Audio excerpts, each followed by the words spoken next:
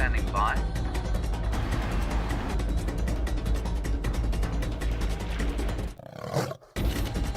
Five, four, three, two, one.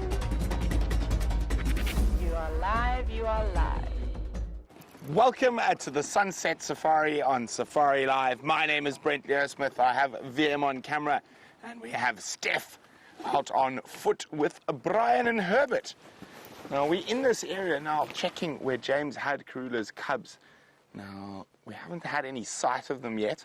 There's a possibility she's come back and collected them.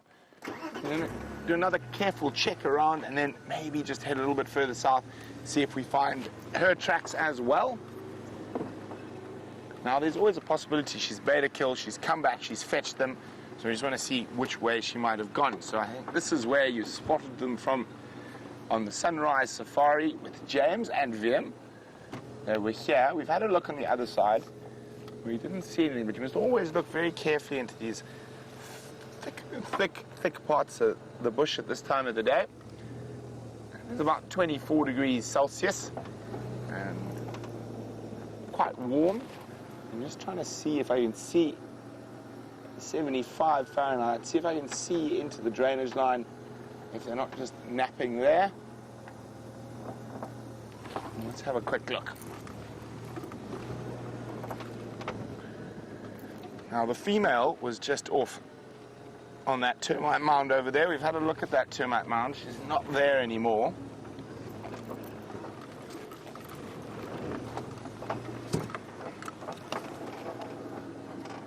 But leopard cubs, when their moms do leave them behind, they will often scamper about. And they could be sleeping right in the base of this. See anything yet, Vim?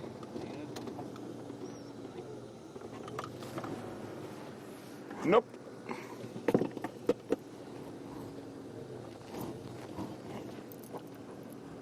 They could have even moved down towards that gardenia tree. There's another false thorn there.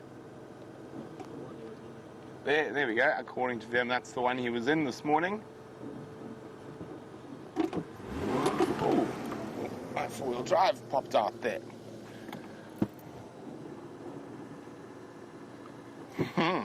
Interesting stuff. Some time for some.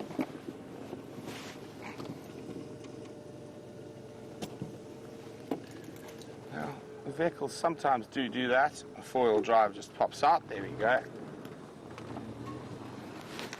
No need for panic.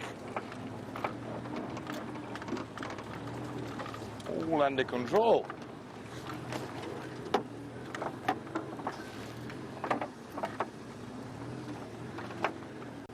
Now, it is, of course, possible that Queen Karula, the dominant female leopard of Djuma, has come during the day, collected the kids and taken them off for a meal. Okay, so while we keep checking around here, let's go have a look what Steph's up to on foot.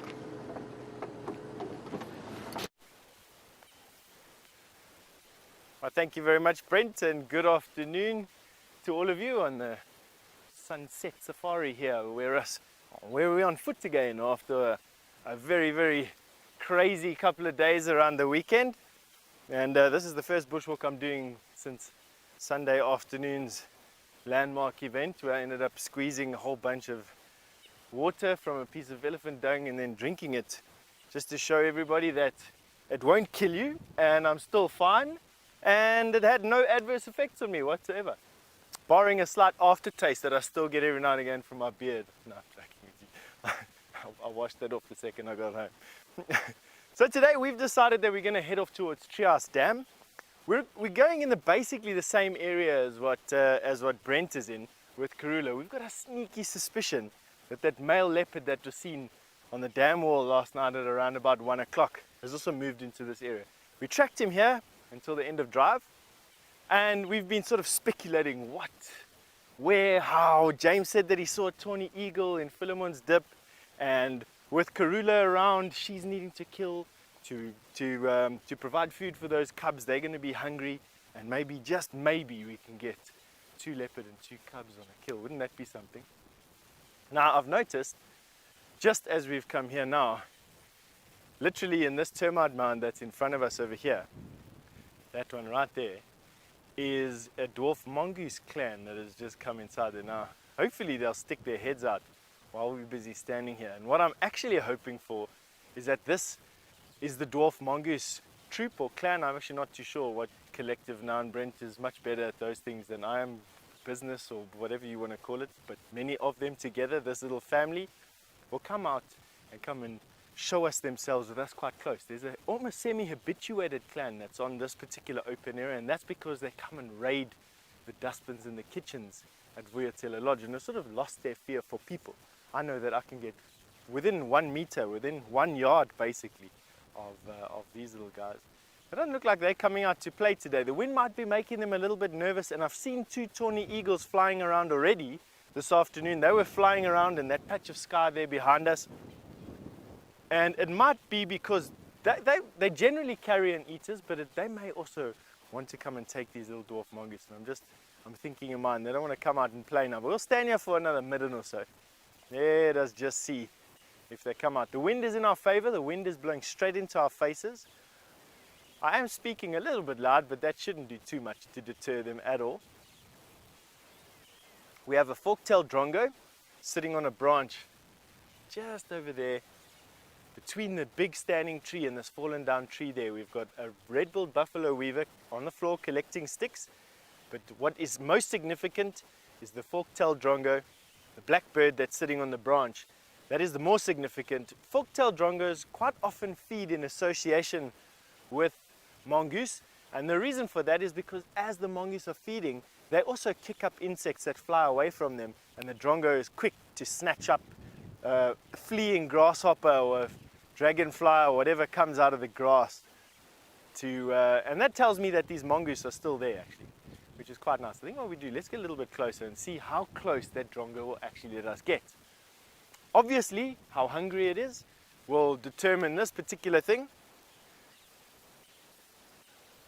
and we should be able to get quite close if I say so myself. The mongoose are all in here. They don't want to come out and play at the moment.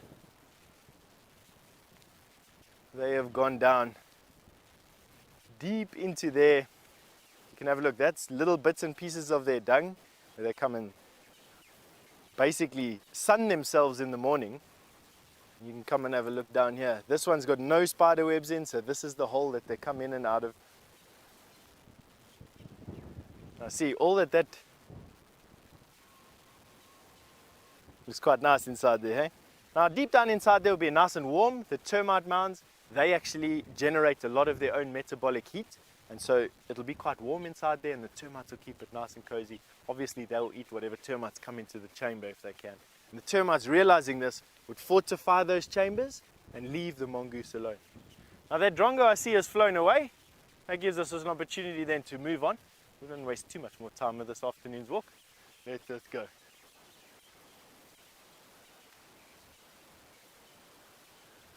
All right. Let's just take one last look over here and see. There we go. Have a look. There these little dwarf mongoose are. Just on the lip. We obviously split this clan in two. There they're coming out there. So we've obviously got just a few of the members in that hole that you were looking at there. And now we've got these dwarfies. Let me see if I can get a little bit closer. What we're going to try and do is stay downwind of them, which means that I need to stay on this side. And what I'm going to aim to try and do is sit on the termite mound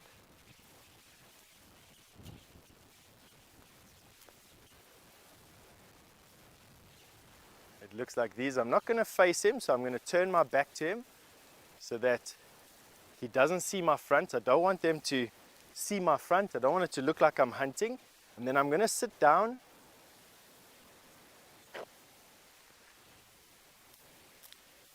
and I'm going to act as if I'm not taking any notice of them. Now these are the smallest, they say the smallest mammalian carnivores in Africa, but to be quite honest with you, they are carnivora, they're part of the carnivora family. But the smallest carnivores in Africa have to be, for me, the shrews. Not part of the same family, but just depends on which book you read, but roughly about 100 times smaller than the largest African carnivore, the African lion, the male lions. These guys weigh in a region of about 100 grams. Now what that is in, I'm actually not quite sure of the conversion there. I'll have to wait for Kirsty to whisper it into my ear. Alright, now that sentry that you're looking at over there, that is to look for any danger. So it's not like it's a sacrificial mongoose or anything like that. It's just in every mongoose clan, there will be one mongoose that is a little bit more alert to dangers than all of the others. And while that mongoose takes point, it's usually one of the adults. While that mongoose takes point, the rest of the mongoose are underneath the ground waiting to see if the all clear is sounded. And they've got a proper language. They've got a language that can tell the difference between a snake or an eagle, between a leopard or a honey badger. They can literally tell what predator is what, and with a quick signal, they then can either move into higher ground, move underground, or scatter, depending on what predator is hunting them. Don't they just have the most delightful faces you've ever seen? I know we see them quite a lot on the drives out here. There are actually quite a lot of little mongoose clan at Djuma. But I must be honest with you, they have to be one of my favorites.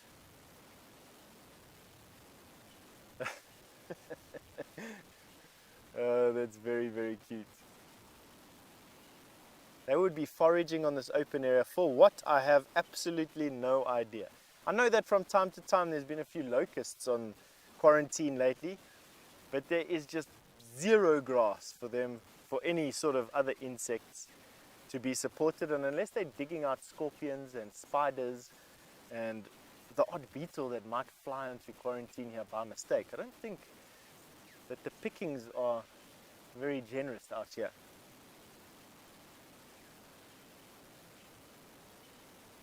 Must be honest, these things have some of the best attitudes I've ever seen. I think if they were as big as an African male lion, humans would absolutely be on the menu for these little guys. But on that note, I'm going to send you over to Brent, who's got an update for you.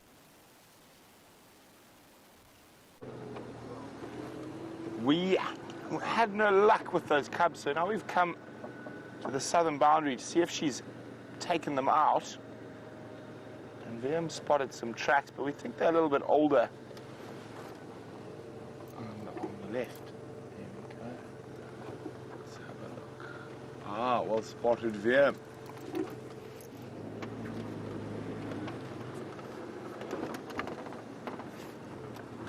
Indeed, leopard cub tracks, but I think they are a little bit older, although with the wind we've had today, I'm just going to move quickly so you can see them.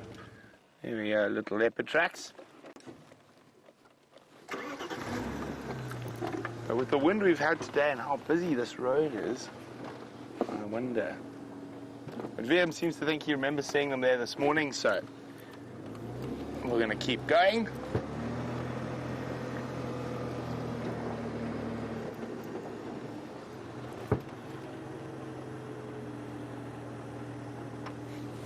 Hi, William. William's another new viewer. Great to have you on board, William.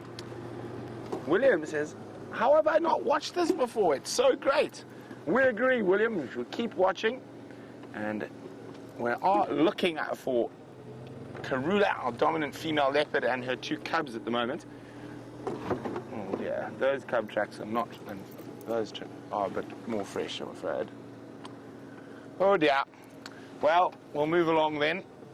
You never know with Karula, she might come back, but I only see one cub track there. But they do tend to scuttle about. I say this road is very busy. And there's so many of her tracks up and down here.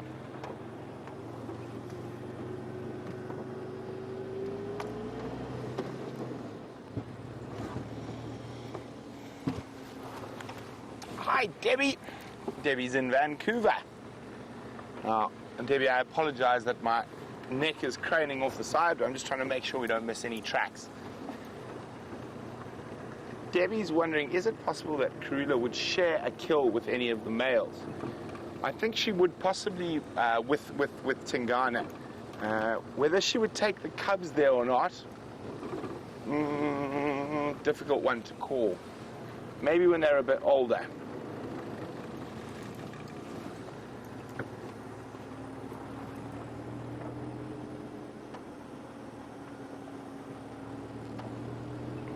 So we're going to keep checking. There we go. Those are very fresh, unfortunately. Especially with the amount of wind we've had today and how busy this road is. Very, very clear tracks of Karula and the cubs. Here's the clear one, the clearest one over there. So there she is. That's one of the little ones. Right on the edge of the road, still quite nice and clear. So it looks like she has moved those cubs out. Well, isn't it lucky we have another leopard in the bag on Arethusa? But we're going to go see if we can find some ellies and other stuff. And then we'll probably try and make our way towards Tingana. Not Tingana, Mvula, a little later on the safari. So you can, they almost look so fresh we might spot her disappearing into the distance. Nope.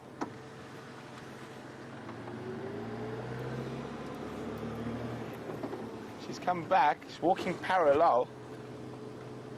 You never know. They turn off there. Looks like it. Oh dear.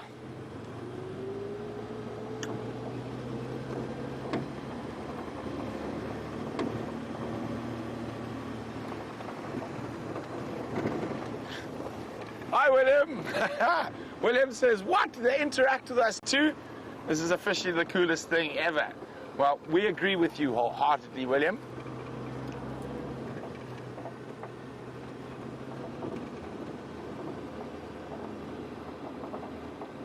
Now, if you're also new and you want to know how to interact with us, you can do it by two means.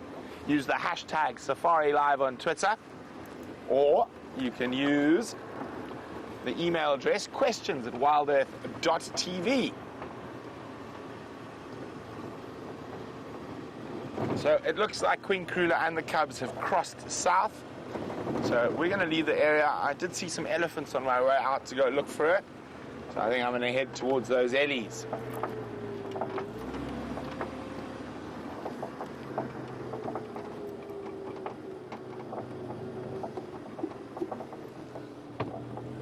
Now, of course, there were male leopard tracks on Juma this morning as well.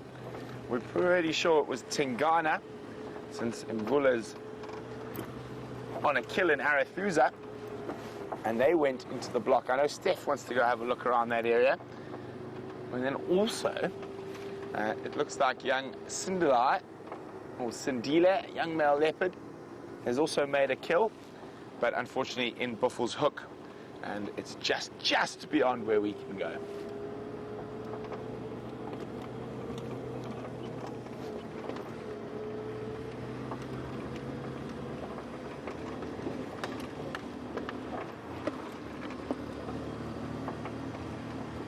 So while we make my way back to where I last saw those elephants, let's go see what Steph's up to on foot.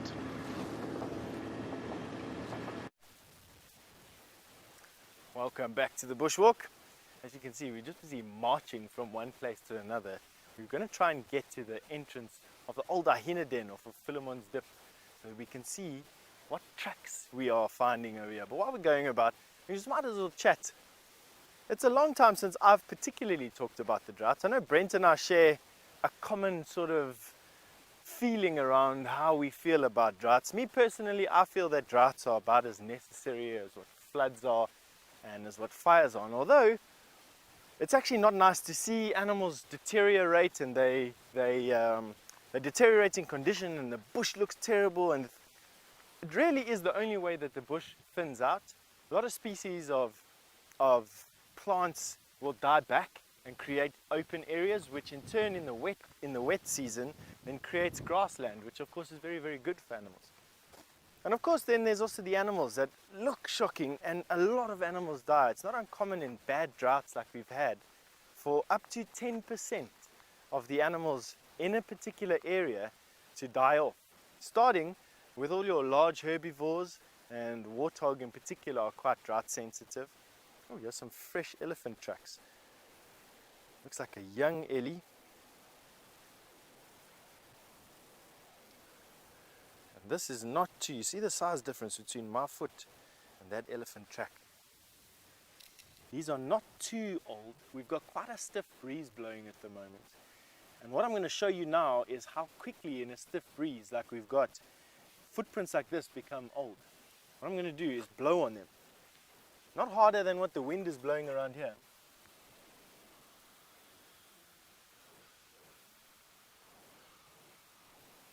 Have a look at how old that one becomes, and we'll move across to this one here. And you can see the difference. Have a look at how sharp those still are. This is actually quite fresh. It's a female elephant, just judging by the size. Could also be a young male elephant, but the presence of other elephant tracks here will tell me whether or not it's a herd of ellies that we're looking out for, or whether it's a young bull. Now, young bulls of this size generally do hang around at the back of herds and also are starting to go out and become further and further separated from their natal herd. But my feeling is that this is a female and that this is probably a good time to start keeping my eyeballs peeled for any elephant that may or may not be in the area.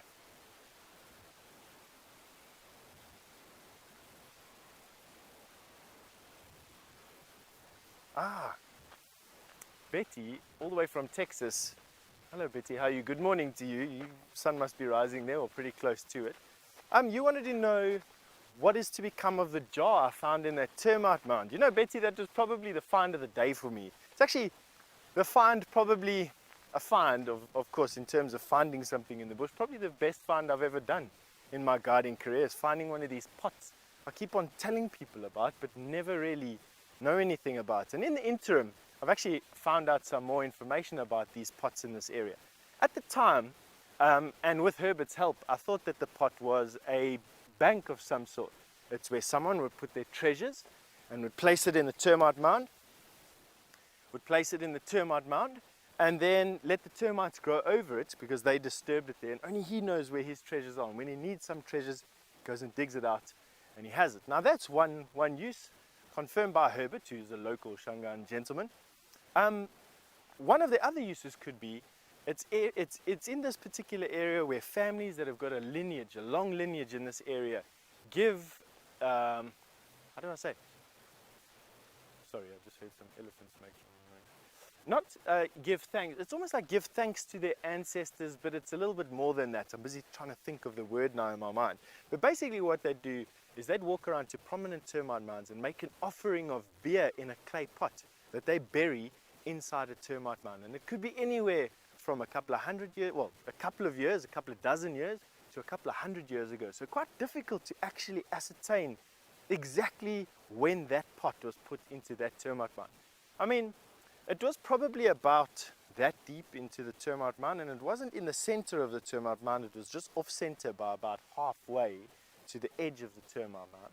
And even the landowner here says he doesn't actually know when it was. He actually wants me to take him out there later on this week. So I'll be hosting another walk out to that particular termite mound with that pot in, and we will be doing with the landowner, and he will be having a look at the pot and giving his input. The landowner here, Mr. Yuri Mulman, has got extensive knowledge of the local people. It's something that he's taken quite seriously since a little boy, and he'd be able to tell me a little bit more, and then we'd be able to share a bit more with you about exactly what the thoughts are around this particular pot. And we're lucky, at Juma is employed a large portion of the family that has been living on this particular land and has lineage on this particular land. I don't know for how long back. That would be a statement that I'd have to make after consulting with the family themselves. But yeah, that is basically what I have to say about that. So we're going to go out there again. We're going to have a look. We're going to get some more information from the people that have lived on this piece of land and from the landowner, who's a student of history, and then I'll be able to tell you a bit more about that. In the meantime, I think Brent has found something large for you to have a look at.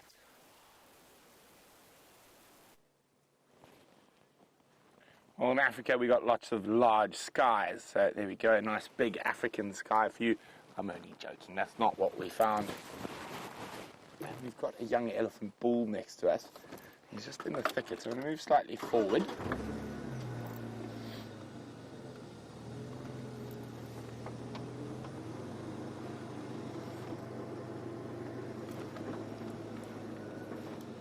There he is, feeding off an acacia gerardi, or a red thorn.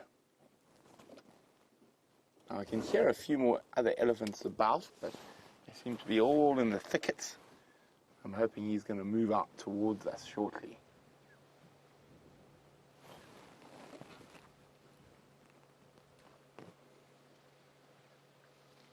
There we go. Hello, mister. Young bull. Or is it? No, it looked like a young bull through the bush, but it's not. It's actually a big female. Hello, madam. I wonder where the rest of the breeding herd are. It might be hiding in the little river system we're next to.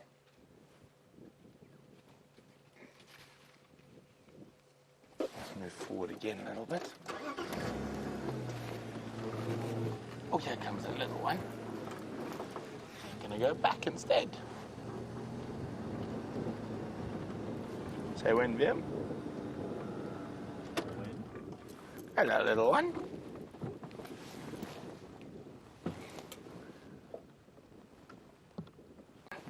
Sniffing out something in the bottom of that quarry bush.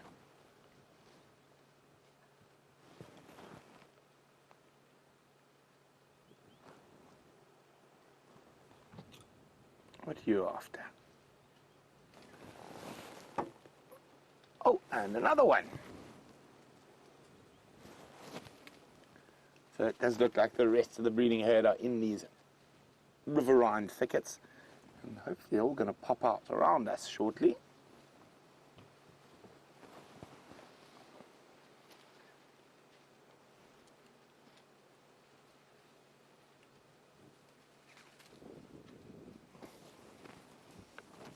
These little guys are probably just over a year, judging on how they're using their trunks and their size, maybe even close to 2. Hello, you.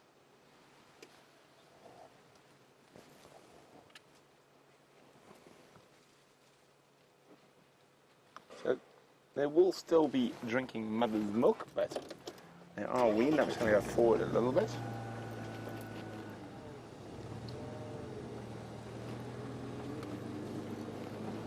Hello. Hello, Trouble. Did you trumpet at me?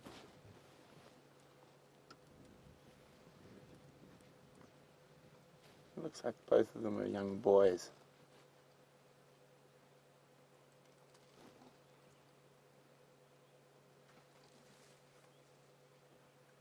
It's amazing how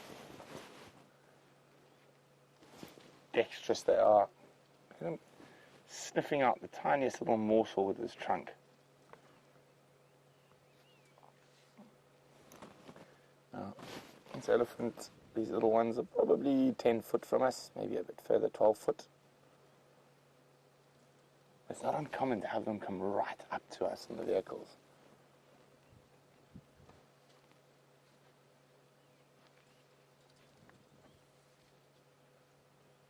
Hey, mister.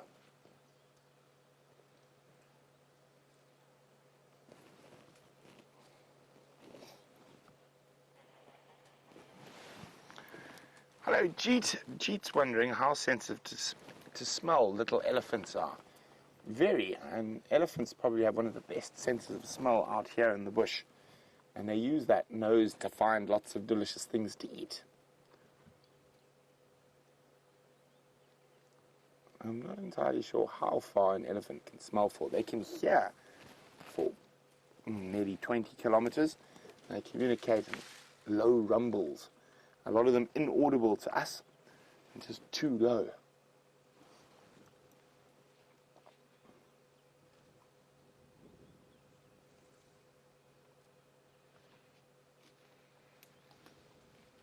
Are we coming to be investigated, I think? Hello. Hello, naughty. Little elephant bulls are so much fun.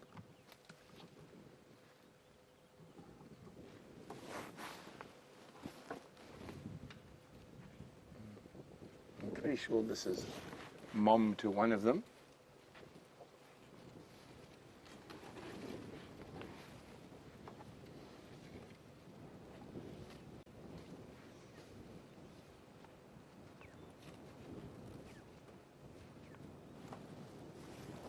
Big female. I'm going to cross the road just behind us.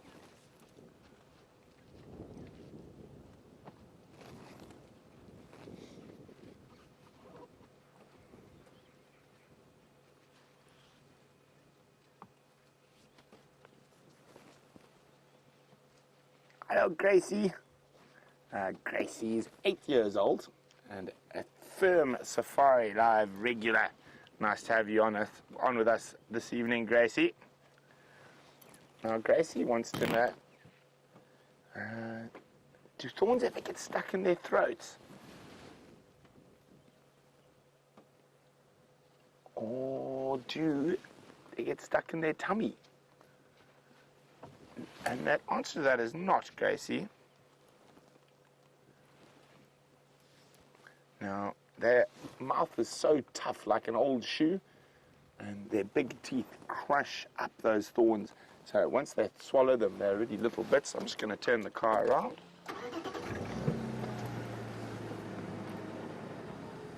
What are you doing? Are you trying to sneak up on me?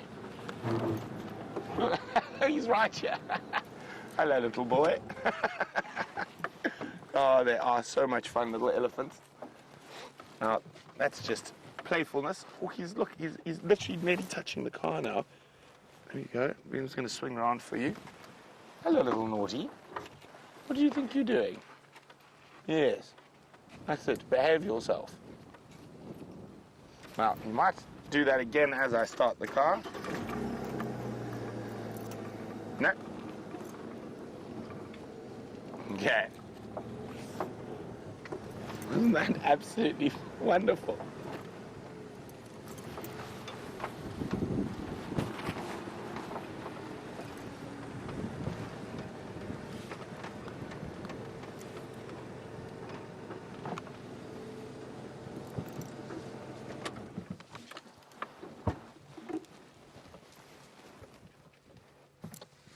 Hi, Kat. And Kat's also a regular who's in Tampa. Kat says watching elephants is such great therapy. Could watch them all day. Me too. They're always up to something in these breeding herds. Oh, he tripped. He's looking a bit sheepish.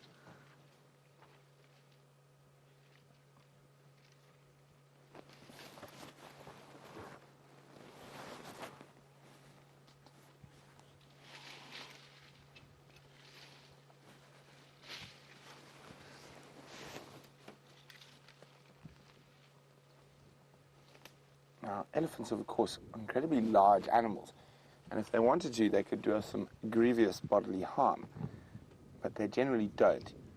Lael in Washington is wondering what sort of age would they be able to really do some damage to the vehicles. So probably anything from 10 upwards, they're really big enough to whack a car. Sounds like there's some more a little bit further behind. I'm just going to reverse again. See what those ones back there are up to. Oh, it's just another female.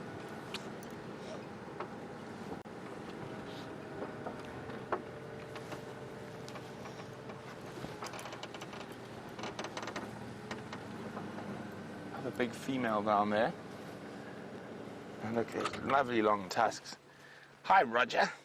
Roger's also in Tampa. Roger says, well, he knows I know what I'm doing, but what makes me confident the elephants won't charge us? Roger, I'm reading their body language, and their body language gives away a lot of things, and they are very, very relaxed at the moment. And most animals don't actually want to get into a physical confrontation with something else, even with another animal, because they might get injured. So that's why, Roger. watch their body language very, very carefully. I've spent a lot of time with elephants since I was very young. So fortunately, I've got their body language down quite well. And at the moment, these are very, very relaxed.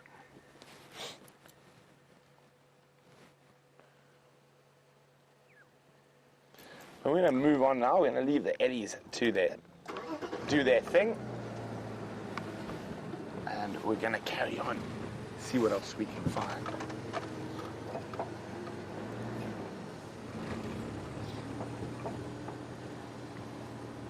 I just got to be on the Game Drive radio for a second while I yabber on. Let's go see what Steph's up to.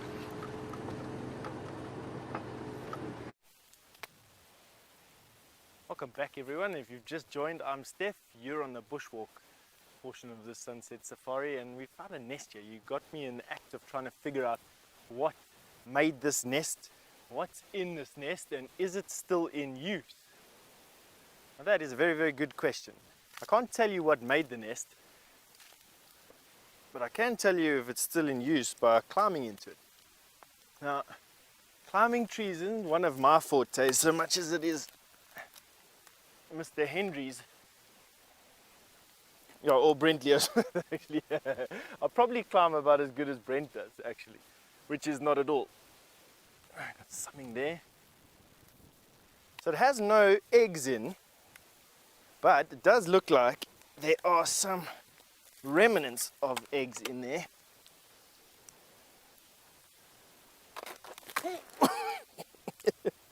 Almost did an exact Brent.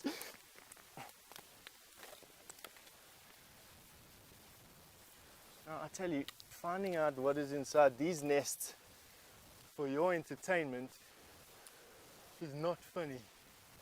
And what I can tell you is something very, very weird. This is what's inside. A whole bunch of millipede circles, segments really. So whatever was in here last ate a millipede for some reason. And there's not just one, there's many. There's an entire millipede inside. That is something so bizarre. I wouldn't have the first clue at which bird eats millipedes, to be quite honest with you. Let me see if I can lift this nest out. I'll show you. Birds very often do not use discarded nests like this. Not small ones like this anyway. Have a look inside there. Isn't that incredible? Never seen anything like it in my entire life. Pretty weird, eh? I'll just put it back there.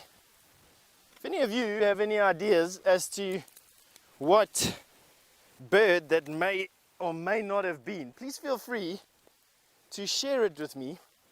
You can send emails to questions@wildearth.tv or use the Twitter handle #SafariLive, however Twitter works. And I'll share it with everybody else. All right, now let me try and get out of here gracefully so that I don't embarrass myself further. Here we go. Should have used that route the first time. All right, come along.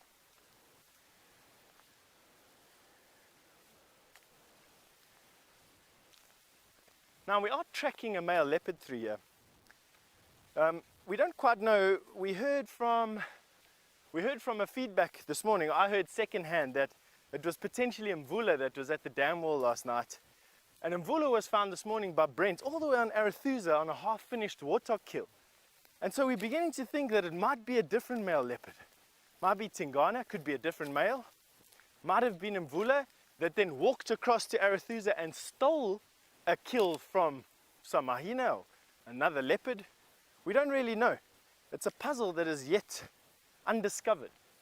And we'll carry on with unraveling as much as we can. The trail is a bit old, it's a bit cold, and the wind has definitely made it much harder to actually decipher that trail right now. But luckily for us, we have Ann Herbeth, which is a tracker, definitely a much better tracker than I am.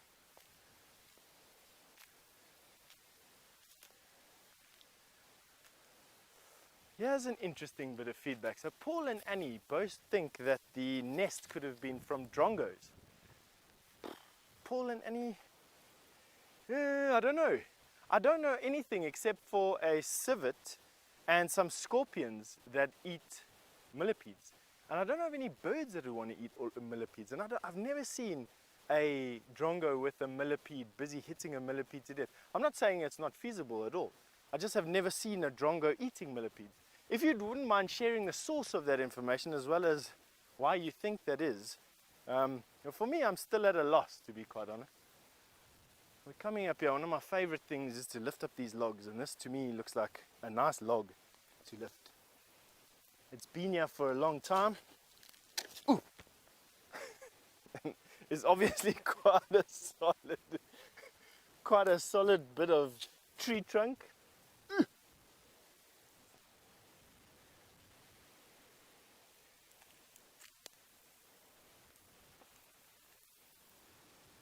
Yeah, I'm getting Kirsty telling me that I didn't gym enough today or eat enough of my spinach. No, nothing too much underneath here. What I like doing then is just putting the log back where you found it, just in case, you know. I wouldn't want somebody to lift the roof off of my home, stare at me with a big glass lens and then leave without putting the roof back again. That's for sure.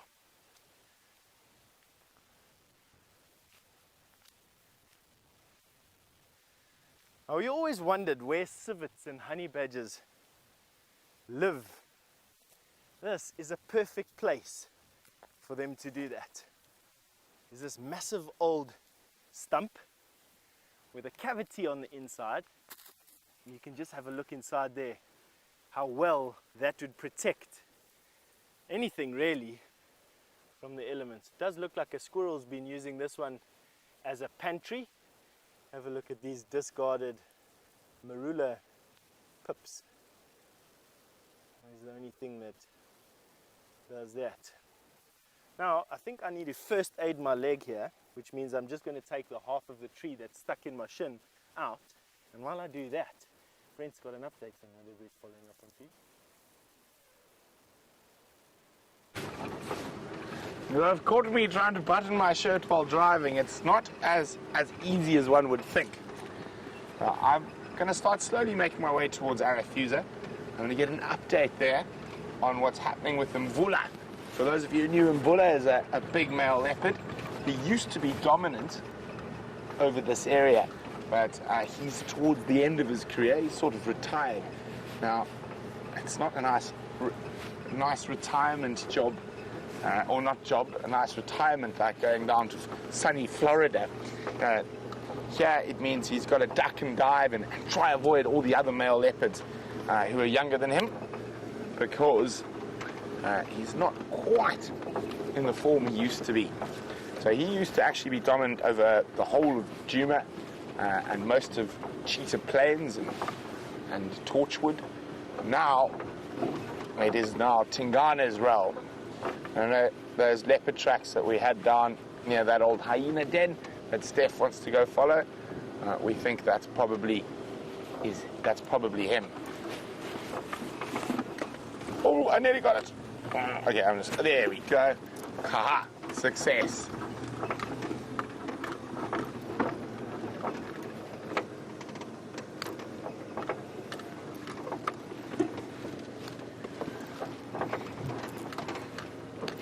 Hi, Jen. Jen's in Minnesota. Now, there's somewhere that gets truly cold.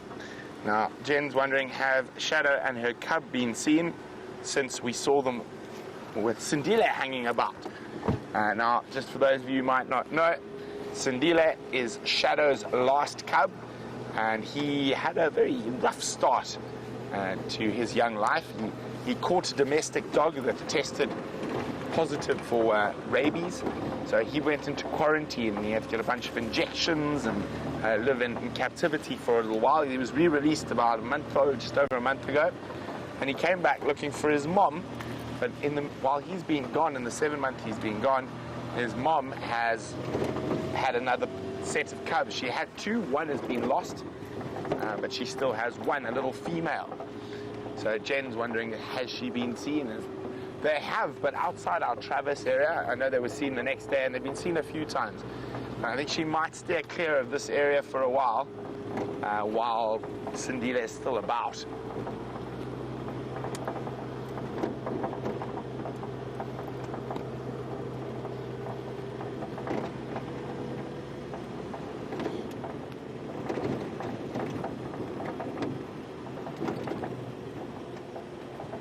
Now, where Mvula has his kill is right sort of on the boundary between the Anderson male and Tingana's territories. So I'm sure he's hoping he manages to eat that whole warthog before the other males come on patrol.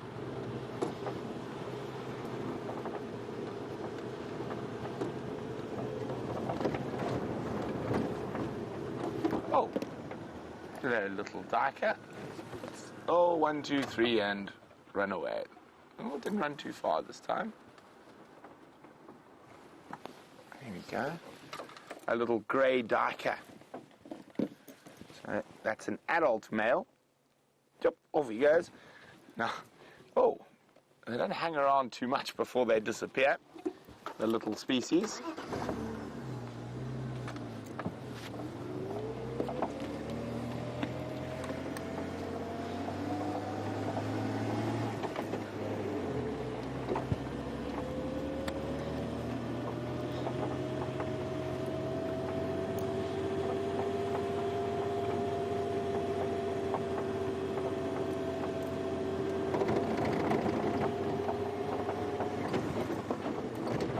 Okay, so we're going to cross into Arathusa up here shortly, and hopefully Mvula will still be on that warthog kill. He was lying in the most precarious position this morning. He just couldn't seem to get comfortable.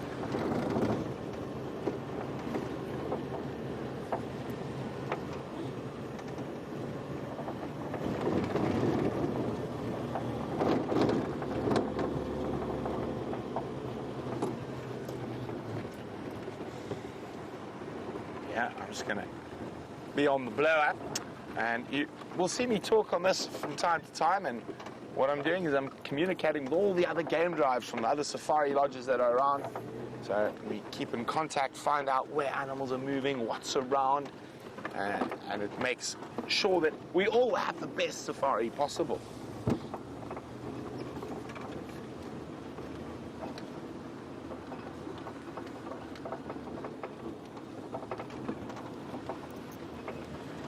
Afternoon stations in the west, Brent crossing, and I have an update on Mvula, please.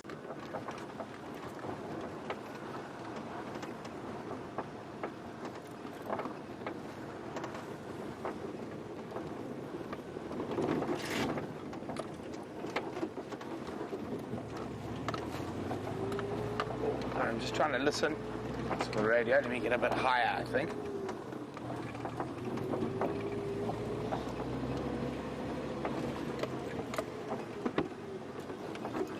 Sorry, last station you broke up quite badly.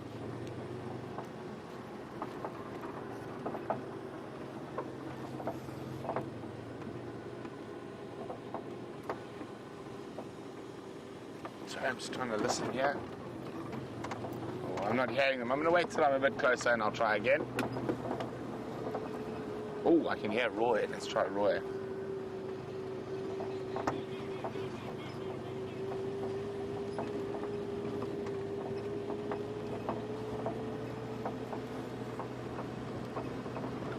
Copy, thanks, Roy. Roy, how many stations following up?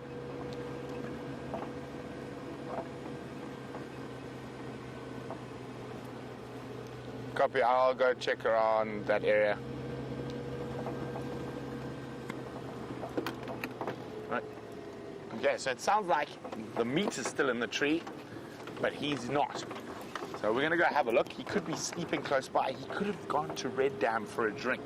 So I think maybe we'll start our search at the water and then move our way back down towards his last position.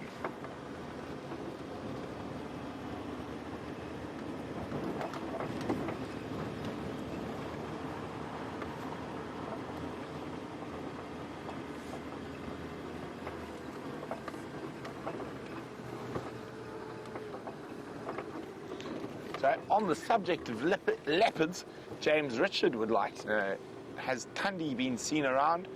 He's really curious whether she was looking for a den site or just was lying in that big Timbuti tree where she had a kill.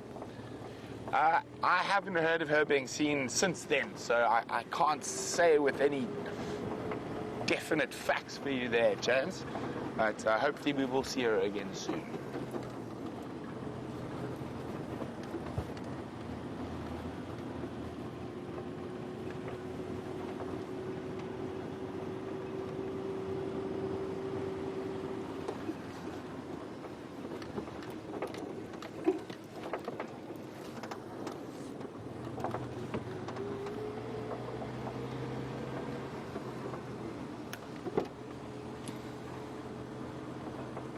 Hi, Cecilia in Maryland. Welcome on Drive, Cecilia. Cecilia would like to know how the Kruger Park got its name. It's named after one of the first presidents, Paul Kruger. And he was a great lover of the bushveld. And I think the people who formed it decided to name it after him. He was often referred to as Oom Paul, Uncle Paul. Oom is Afrikaans for uncle.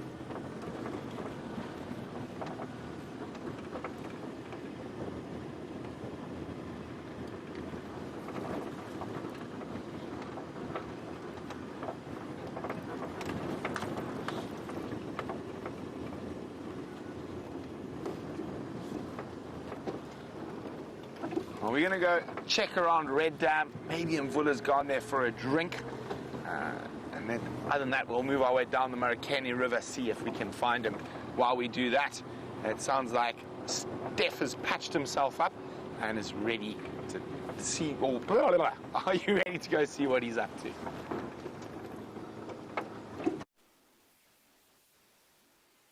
I have patched myself up and we're back hot on the trail of this male leopard right here. Have a look at this huge big track, this beautiful juicy track as I like to call them. They're not quite shining. When it's shining, it means that it has still some surface tension from the moisture in the air. But this is that male leopard track, and this is direction, this way, heading directly towards Arethusa. So it's becoming more and more plausible that Mvula managed to do a massive loop from Djuma and from Djuma Dam all the way into Arethusa and probably stole the kill. That is what my hypothesis is at the moment. Probably stole a water kill from another leopard there, which would account for the time difference between 1 o'clock this morning when he was seen at Djuma and him walking all the way to Arethusa, which is probably about a good just less than 10 miles from here, to catch a warthog and finish half of it before breakfast this morning. It's a little bit too much, but him walking here, you can see, have a look at the size here. A friend tracker of mine, Richard Duban, always said a full-grown male leopard track has a track about as big as a fist. And you can see there that that track fits exactly into my fist, almost from toes to the back of the pad. Here's the back of the pad here. I'll put a white stick on it, and here's the front of the pad here, and you can see there roughly between there. He's been walking on a game path.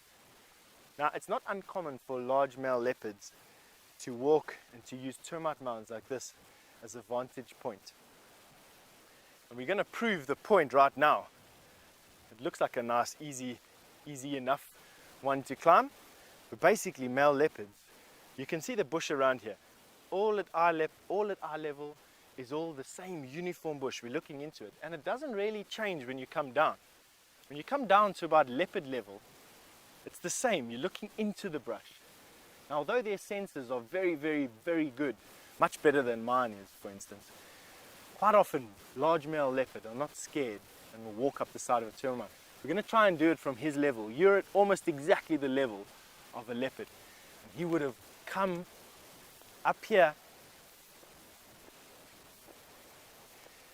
paused briefly on the top to make sure that he wasn't going to get himself into trouble. And then he would have surveyed his kingdom. And have a look at the difference that this makes. Obviously doesn't give you a view into tomorrow, but it's still is a lovely view of the bush. 365 degrees almost. It's also, in my opinion, where large male leopard learn how to hunt warthog. It's because termite mounds like the one we're standing on at the moment quite often house warthogs. And one of the favorite things that large male leopard like to do is to hunt warthog. Warthog generally, or large male warthog at least, are generally out of the weight category of most leopard. But for big male leopards, they wait at the entrance to the burrows as the pigs come out in the morning, jump off the burrows and catch them, turning them over. Their necks are too thick to get a proper bite on a large male warthog. What they normally do is they bite that warthog on the chest, and canines and bite force bite into the heart of that warthog, killing it almost instantly. It's the most unbelievable thing to see. I've been lucky to witness it 1 or 2 times in my career. And from here you can actually see that there's a burrow of some sort here. Wow. Always pondered, did this leopard not come here and wait for this particular thing? Now the trick here would obviously be for me not to get warthogged. I don't possess the canines or the claws or the strength of a leopard, and so I'm generally quite nervous around burrows like this.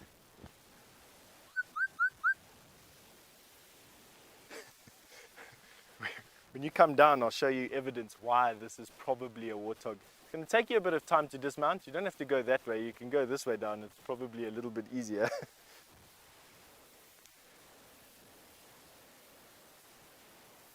And it might be that this large male leopard came and visited this warthog burrow.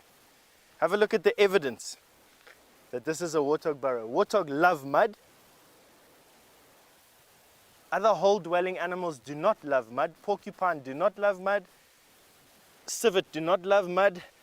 Hyenas do, but not as much as warthog. And have a look, this is a warthog that's gone in and used his own burrow as a scratching point. I wonder if that's not why this male leopard has come here. Isn't it a beautiful story? Right, and then he's come down off of this termite mound and carried on. Hunting, marking out his territory, maybe roaring.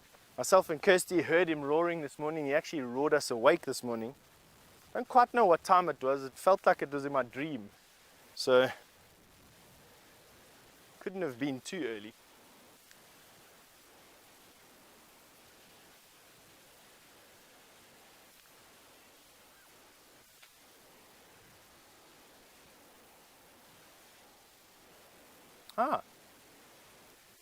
So Susan and Maggie M have just given me some feedback to say that red-winged starlings, I just want to help Brian here with the cable.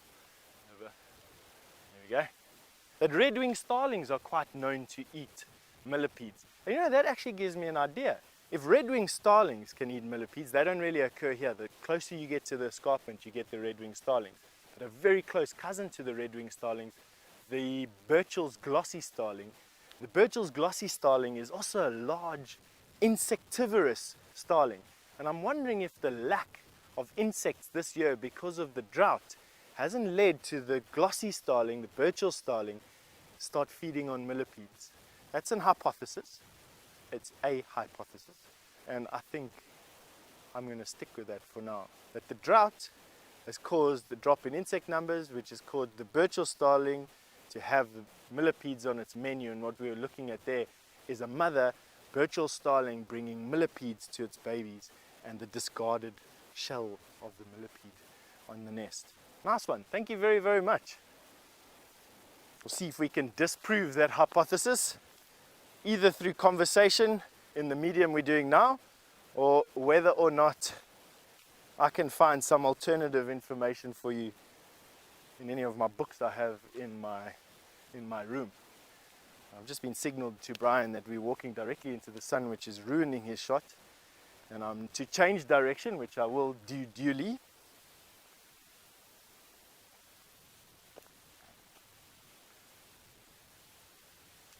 All right, and with it getting a bit thick in here and me needing to concentrate on our surroundings to get us out of here without being headbutted by a buffalo, Brent has just got to Arethusa, and I'm sure he's dying to tell you what updates are there for you.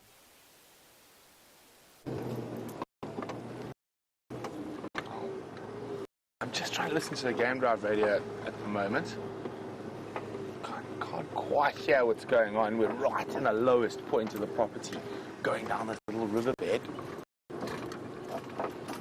We're not far from where that leopard was, so I'm just checking very, very carefully around here.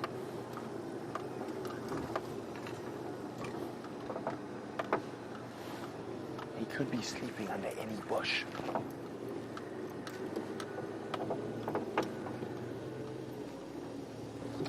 Always pays to just stop and listen every now and then. You might hear an alarm call. That leopard might have been spotted by something.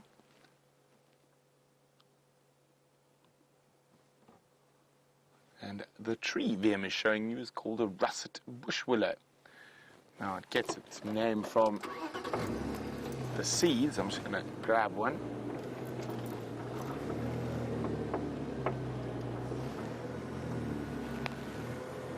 There we go.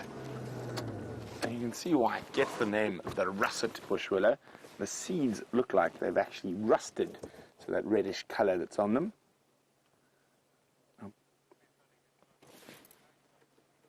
Quite important when it comes to drought for certain tribes, especially up in further north in Africa. The seeds are used as cattle fodder for their livestock. So for goats, cows, sheep are fed those seeds, and also make a coffee substitute out of the seeds. And they also make quite pretty decorations. The russet bush willow.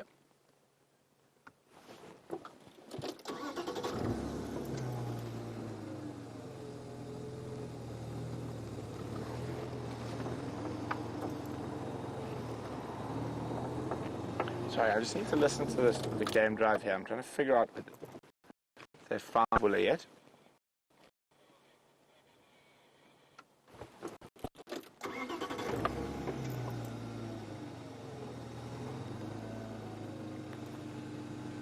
Sorry guys, the radio's a bit bad here.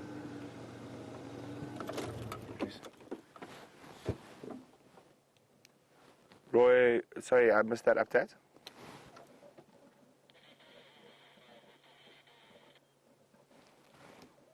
Copy, confirm I can make my way straight in.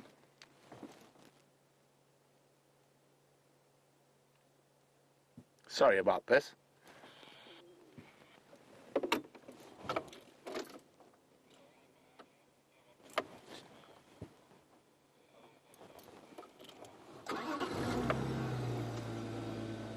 Oh, sorry, I just can't hear.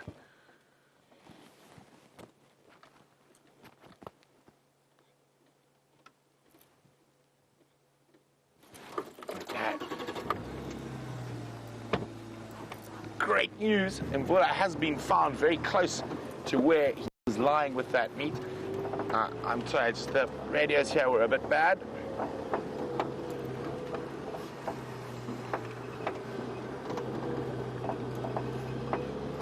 Oh, warthog. So that warthog is a live one. Where we're going to, there's not so much of a live one. And he's been caught by a leopard. Now, just above that warthog is a bush willow tree that looks like it's changing colors. So Aaron in Louisiana is wondering, are we currently in fall? Now, no, we don't really have a true fall like you guys do. We really only have two seasons. We have a wet season and a dry season. And we're in the dry season, so certain of the trees will change. And they change at different times of the year depending on how much rain we've had. But now we're getting close to where that leopard was this morning.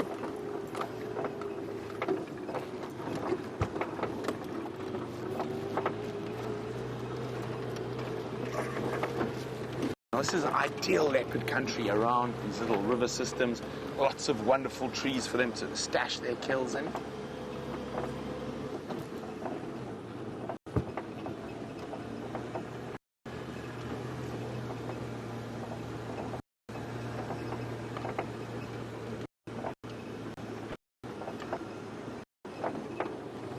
Okay, let me just have time for my afternoon meet. Hello everyone. Hello sir.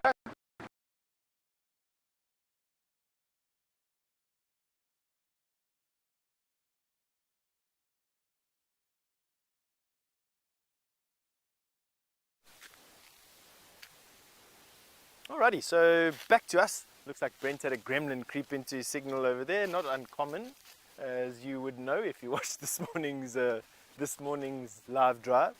And I am heading towards that tree there with the red blaze on it because I want to see why is it red.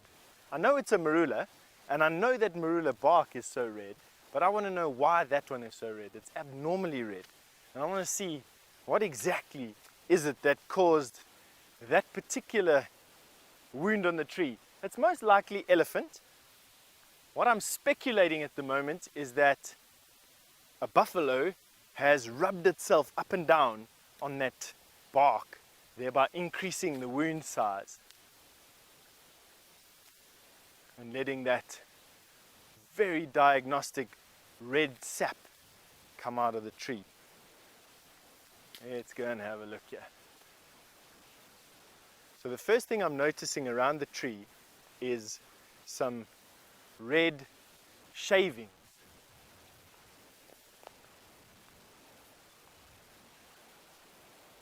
Just having a look around so I don't get elephanted by the elephant that caused the wound. And have a look at this. So now the puzzle starts. Excuse me going quiet, there's a lot of the leftover memory and brain capacity I had was given to try to decipher this. There's quite evidently horn marks here, horn or tusk marks here, and then this rubbing. Now this is not, definitely hasn't been stripped off the way that an elephant strips off a piece of bark. This has definitely been rubbed this way. And I think what's happened here is that a buffalo bull has had a serious itch and decided that this marula tree was the absolute best thing for him to get that itch settled. And what he would have done is he would have horned this marula tree, if you can imagine these huge horns, and he would have come in and he would have tried to horn this tree by getting either at some mites and whatever he had on his muzzle, or he had it on the back of his horn, and he would have gone up and down like this to try and get those big horns of his behind the tree and scratching this as much as what he could. And that's that hard crenellated boss that you would have seen on a lot of the buffalo around here would have done this. And on that note, Brent has found what he's been looking for. Enjoy. And we were looking for a jackalberry tree. That magnificent tree, but even more magnificent is the male leopard who's sitting on top of that termite mound. There we go, that is Mvula. It means the rain. You can see he's got a nice full belly, full of warthog. And you can see he's quite old. If we look at his ears, you see how tattered they are. They've been bitten by many, many flies over the years. You can see how he flicks them. Now, that's to keep the little stable flies, the biting flies, off. Hello, big boy. So it's quite a tough life for this leopard now. He's got to sort of sneak around and try avoid the dominant males in Tingana and Anderson. And he ends up covering quite a lot of distance. Oof. But at the moment, life is all good.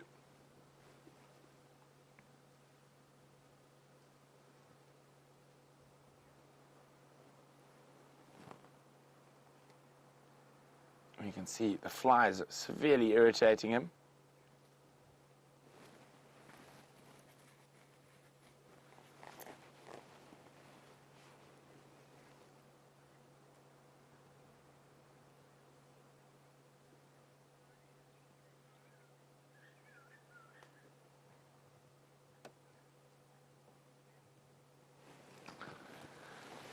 Hi, Matt.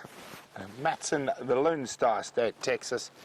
Matt says he's been out of the loop for a little while and has heard us all say that Tingana is now the dominant male leopard on Djuma, and that is true. Now, Matt would like to know how this came to be. Did Tingana push Mvula out, or did something else happen? No, Tingana chased him quite heavily over an extended period, till eventually he decided he couldn't maintain that territory anymore, and he sort of moved down to the Cheetah Plains area where we hang around there, but now Shivambalan, another male leopard, is putting pressure on him there. So he's become a nomadic male, and he pops up everywhere. He's been all the way down to Sand River. He's popped up on various spots on Djuma, Cheetah Plains, Arathusa, Sibambili. Literally, you never know where he might pop up next.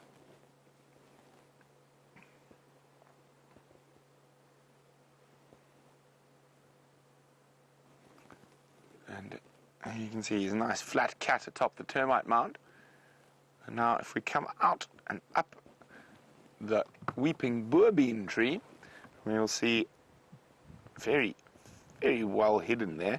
And he's eaten quite a lot since we were there this morning. But there, just off to the left, you can see the snout of a warthog. Young warthog, I'd say probably one of maybe last year's babies, not quite this year's babies, but a young warthog. And he has eaten most of it already.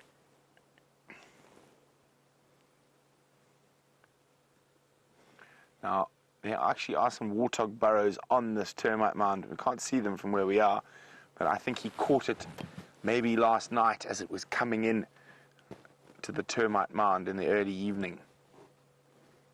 Maybe during the day yesterday.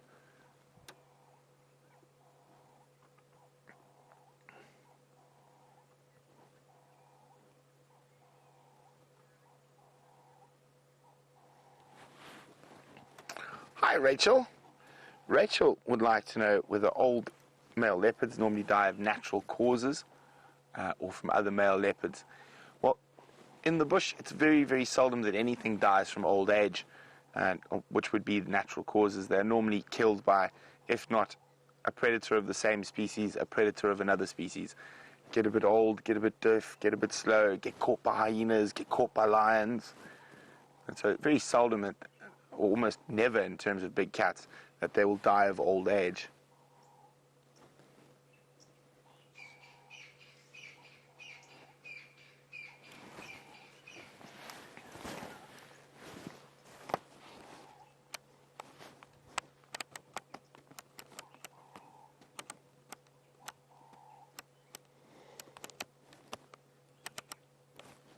Hi, Alice.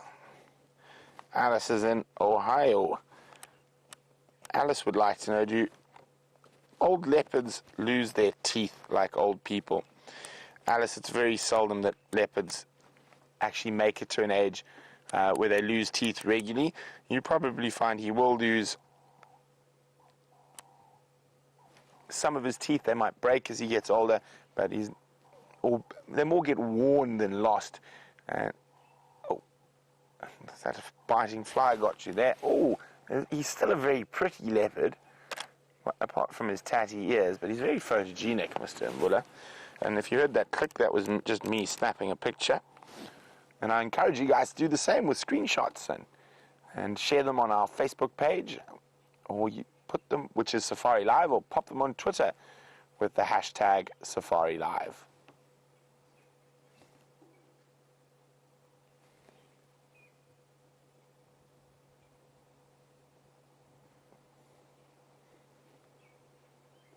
The hyenas haven't found him yet.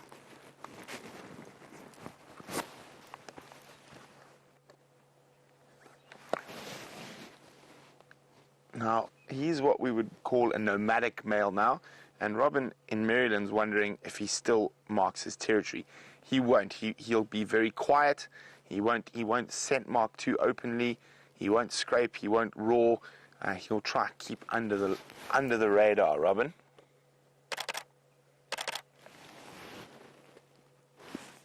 I said he's still a very pretty boy.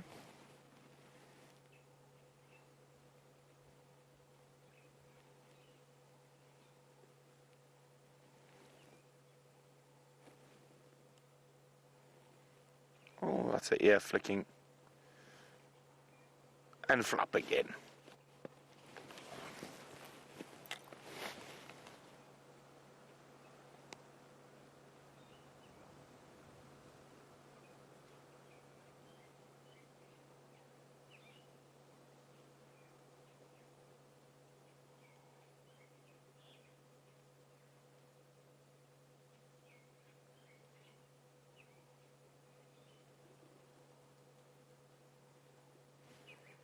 Oh, it's quite nice to just sit, listen.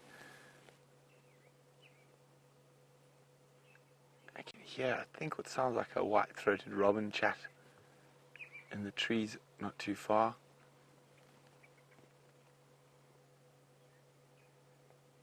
Got some Cape turtle doves. And while we sit quietly with this male leopard, hopefully one of these incredible bird species will pop into view. But while we play the patience game, hoping he's going to climb the tree to go feed on the rest of that warthog, let's go see what Steph's up to. How lucky are you to be sitting with Mvula and that half a warthog now this afternoon? Quite nice, what a treat.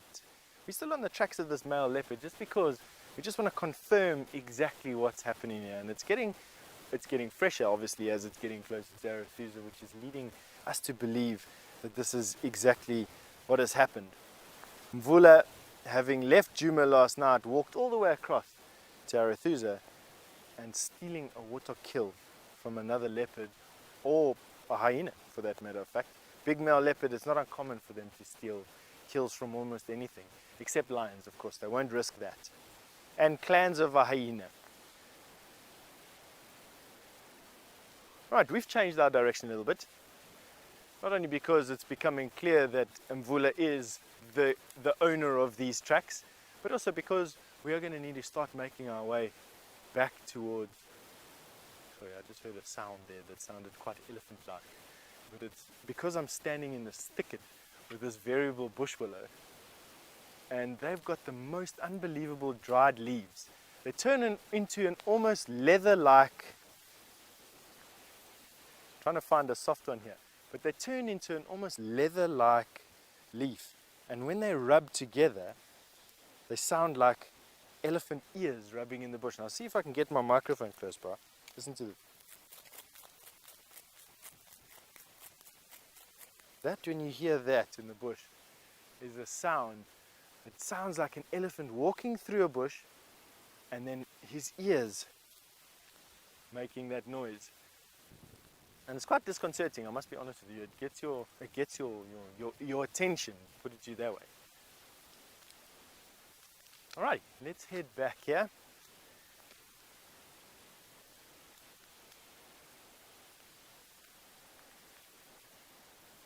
Good afternoon, Amy. And you've just asked me if we have any owls in our area. We actually do have some owls, and I'm going to try and name them for you. Starting at the biggest, we've got the Verreaux's eagle owl. Then we've got the spotted eagle owl. We have a barn owl and a wood owl. Then we have a Pell's fishing owl, which is one of the bigger ones. I just missed that one out. And then we've got the smaller owlets. Oh, we've also got grass owl. Then we've got the smaller owlets. We've got the pearl-spotted owl, the barred owl, and the Scops owl, and the white-faced owl. So there we go. 9 owls for you to choose from. We have them all occurring over here. The rarest to see would probably be the Pell's fishing owl, which has been recorded on the Sand River and on the Sabi River, but we don't get them right here. They require these large expanses of pretty deep, still water. And I think white-faced owl, although we hear them from time to time here, it's not a common sight here. They follow around population blooms of a mouse called a multi-mammate mouse. And only when you have these blooms of these little mice do you get white-faced owl coming into the area. All the rest are pretty sedentary. They'll move around. Grass owl, I suppose not as common as the wood owl would be, but definitely still find them here in place to place. So I hope that answered your question there, Amy. I'm testing my brain, my memory capacities today, which is a good thing. All right, And Mbula has just stood up, and I think that's a cue for you to go back there.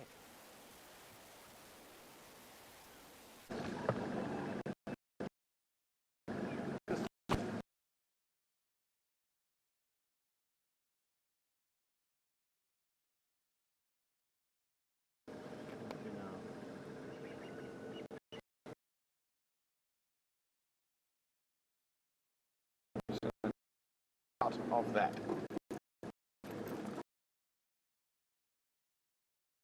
Fire.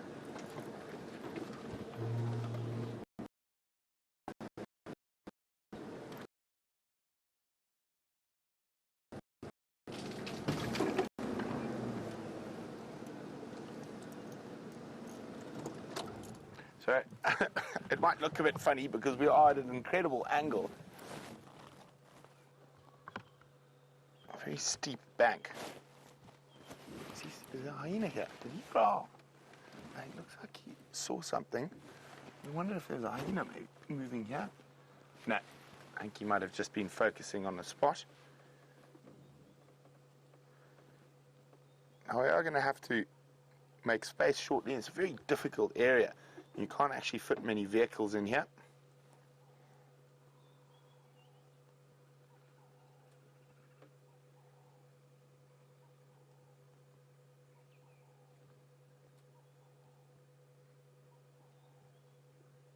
Now we can see Mbula is not as big a leopard as Tingana if you look at his neck. I'd say Tingana's probably got 15 kilos. What do you think, Liam? 16. 10 kilos. 10, 15 kilos on him. So 30 pounds or so.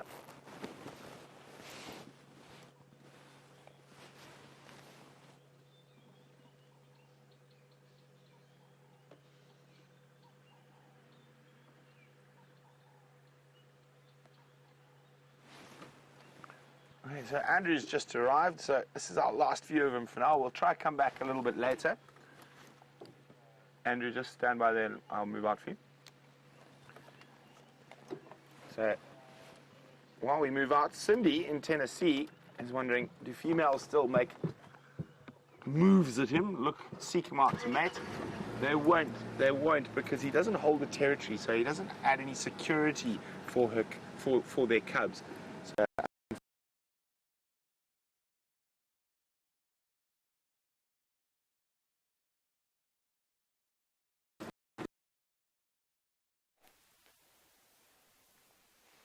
I see that these gremlins are busy keeping you away from Mvula and his dinner. That's a pity, but it's okay. You get to spend some more time with me on foot. Let's carry on going. We've now crossed into a block that is one of my favorite blocks here. Not because, I don't think it's because it's any more spectacular than any other block here. It just has such a range of different habitats. It goes from a deep drainage line, which is close to quarantine and quarantine included. And it sort of has this big middle area that is below a seep line, which is quite rare, and then it has this huge grassy crest where I found the pot on, basically, and then it descends to Impala Plains and then into the drainage basin. Here we're in two different drainage basins. Where we're standing here now, everything sort of faces east and drains into the Mulwati, which is in the basin that you see between here and far away on that side. That far range over there is the Mulwati's drainage line, but on the eastern bank. And then in this direction we've got a watershed here. You can see where the sky becomes through the trees there. It's probably about 400 or 500 yards from where we are now, and when we crest that, then we go into Manyeleti drainage line. That's another massive river, the Manyeleti. And so this whole sort of range goes up, crests, and then goes into a different river system. And you don't find a lot of different plants. It's not the most botanically diverse part on Djuma, but it definitely, for me, has been the source of quite a lot of the very interesting sightings we've had over the last couple of weeks with you. And it is where we've crossed into now, because I like coming here. We're just going to get through this thicket of black monkey thorn. Have a look at these. These guys you don't want to get hooked by.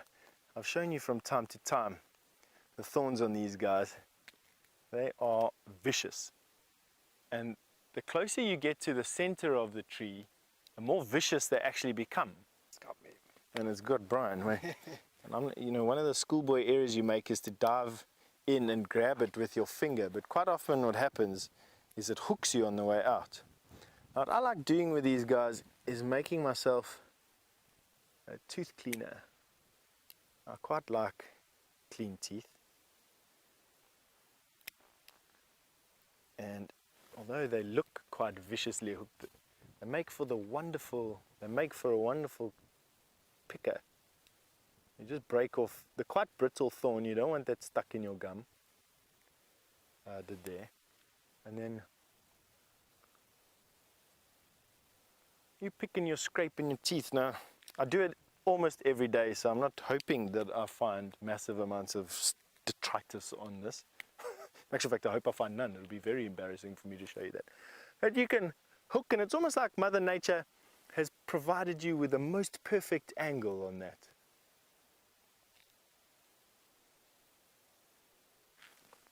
One of my uses for the black monkey thorn. All right, come through.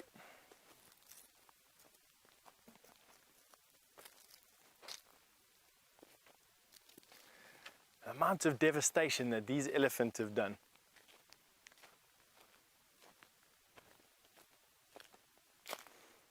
Patricia's just asked me, and hello Patricia, you just asked me if the elephants still eat the leaves that have become leathery on these combretums. Patricia, I've never seen them eat dried leaves, to be quite honest with you. They will eat dried grass. Dried grass does contain, very similar to the hay that you feed your horses, although the older it is, the less nutritious, the more they have to eat. But dried grass is significantly higher in nutrition than what leaves are. But that will be aiming, generally speaking, for the greener of the leaves and the grass that's left over. And then, as it starts getting even drier, not that it could get drier than this, but as we start heading deeper into the dry season or the winter, we have elephants moving from about 80% of their diet being grass to 80% of their diet being wood. Woody branches, woody stems, bark, roots and bulbs. They'll move away from the leaves and the grass. And then as we swing back into the wet season again, which will happen in about November, then we start seeing a shift where elephants start shifting away from the woody species of plants and into grass again, where by January and December, these elephants are just literally ripping out massive trunkfuls of grass and shoving it into their mouths. But they really have had a dramatic effect on these landscapes. It's called terraforming, and hippo and elephant are pretty much the only animals out here that can do terraforming at a macro level, at a maxi level that we can see, a macro level that we can see. Have a look at the knocked over these trees here, roots and all. Cause of a huge debate amongst people that are deciding whether or not there's too many elephants or not. Now, James Richard has asked an interesting question. Hello, James. Haven't heard from you in a while, but I think it's with all the craziness that was TV, I couldn't speak to you. You've asked, at what age do baby elephants start stripping the leaves off of trees and the bark? James, you see them acting or mimicking what their parents do from a very young age. From as little as 3 or 4 weeks old, they're already flopping their trunks around, but they don't have that much use of their trunk. At about 6 months old, their trunk is dexterous enough for them to start pulling up grass. But even at that age, they're still reliant on mom for milk. They're still reliant on only the choicest ends of the grass that they can get to, rather than having to fortify their entire nutritional need from woody species. And then we start seeing from about 6 months where they start to do this, to about 2 years where they're fully weaned, where they start to strip off peels and chunks of bark. But they'll only really get really good at that when they get big. A female elephant, they can debark trees, they'll push over the smaller trees, they'll break branches, but it's the big bulls, the big elephant bulls, that are capable of pushing trees the size of these ones down, as you see. Substantial trees with substantial root systems.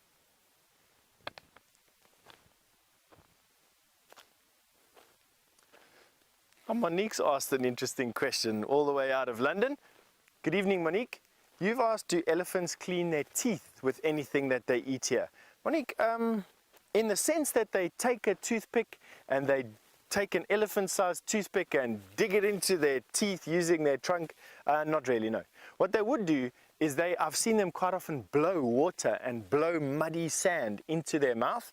They'll take water and they scoop it up and they blow it quite forcibly into their mouth for no other reason than I can think of, that they're just cleaning their teeth and they're cleaning a little bit of the detritus that collects.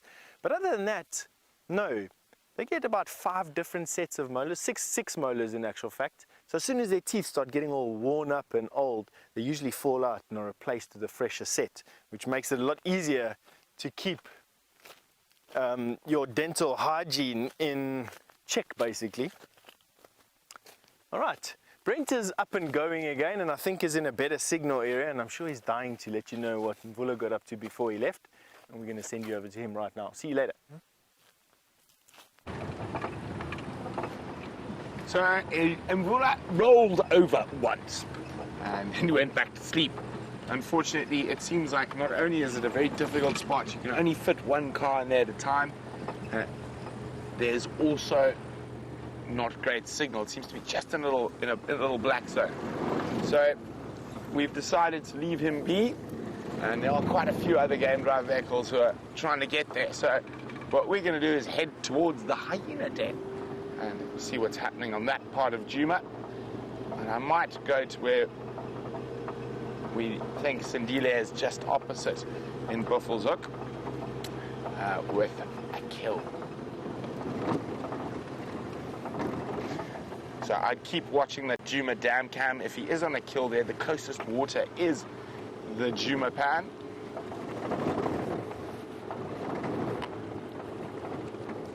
Of course, me being me, I've managed to make a real tangle down here. There we go. Thank you very much, stations crossing back to the north. So I'm just letting all the guys in the west know that I'm changing game drive channels to the northern channel, so they don't try to call me and I don't answer them and they think I'm rude. Crossing back from the west, any updates in the north?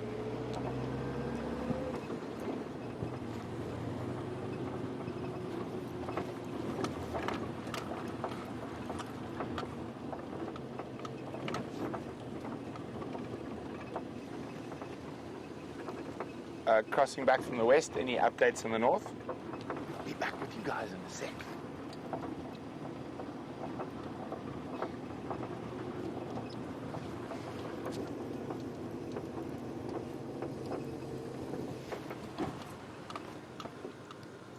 Copy, thanks, Tex. At Impala Plains, I'll check Zoe around towards Zoe's.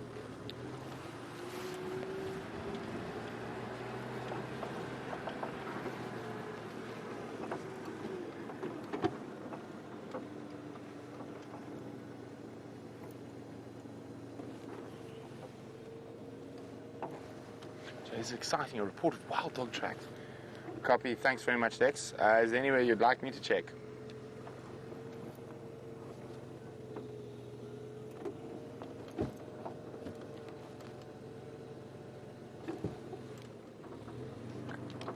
Copy, will do. So, change of plans. There's a report of wild dog tracks coming in.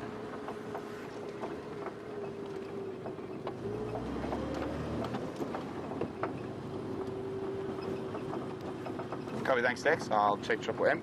So we're going to go check. Apparently the tracks were coming in from the south. Lex is right there where the tracks were supposed to come in. He's going to have a look. I actually think it's not too far from Steph. So I think final control, if you let Steph know to keep his eye open for wild dog tracks.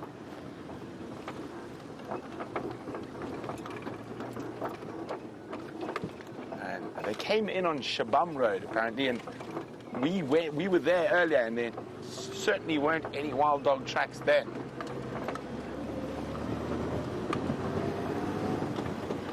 Now, they do move so quickly. We haven't seen wild dogs in such a long time. How exciting would it be?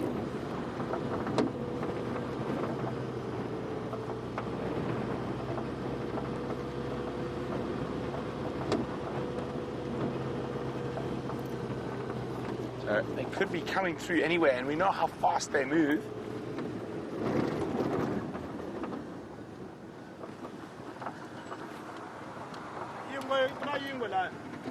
Ah, in the tree? Yeah. Maraken? Yeah. Yeah, I book it. I'm sure the thing from right there. Okay, come for. Thanks. I So, hear me, John. So that's the Arathusa habitat team. So the guys who make sure the roads are all looked after and that. And he was just telling me about Mvula.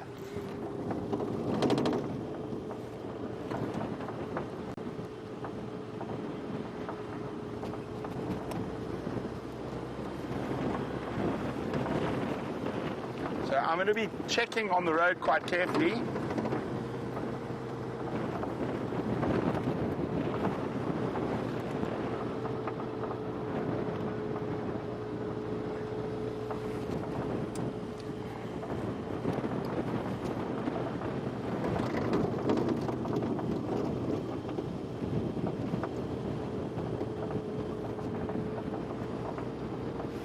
Hi Debbie in Vancouver. Debbie said, oh, aren't most of the wild dogs denning? Could this be a dispersal pack? It could. It also could be a hunting party from one of the denning packs. And they can cover great distance when they are hunting. So it could also be a hunting party from one of the packs.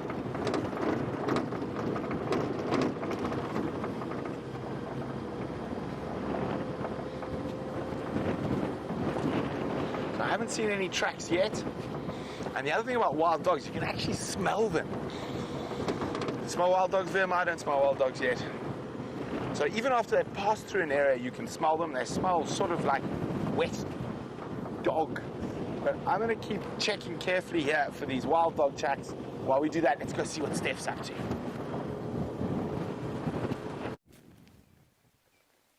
Of course, Brent is going to be checking for the wild dogs. That type of excitement is what he lives for. But just have a look at this giant of a tree that this elephant has pushed over. I mean, it's a fully grown knobthorn. We get an idea of how thick, well, that root system that you're in the moment, there the taproot is where it was snapped. But just have a look at this massive tree. I mean, I'm just able to touch my fingers on it. There we go. That diameter hardwood tree, I mean, that's from a knobthorn. These things will make an axe blunt in no time. Chainsaw blades, you have to sharpen your chainsaw blade. Every time you cut a section around, you get to about this much, you have to sharpen your chainsaw blade to chop up this guy. Awesome old tree. Of course, I know a lot of you love trees. I also love trees. But in my opinion, it's necessary for these elephants to do what they're doing. They understand, genetically they understand the bush, I feel, a lot better than what we could. And they are doing what they're doing. They're compelled to do what they do for some reason. But this is the first time I've stood in the upper branches of a knobthorn tree. Landmark moment in an almost 2-decade-long career, me standing in the top of a knobthorn. I don't think I've ever been in the top of a knobthorn. Hey, Brian? And I'm only marginally taller than what Brian is at the moment when he's standing on the ground. You know what idea how tall he is. All right, let's carry on. What a wonderful afternoon. We're coming to this drainage line here.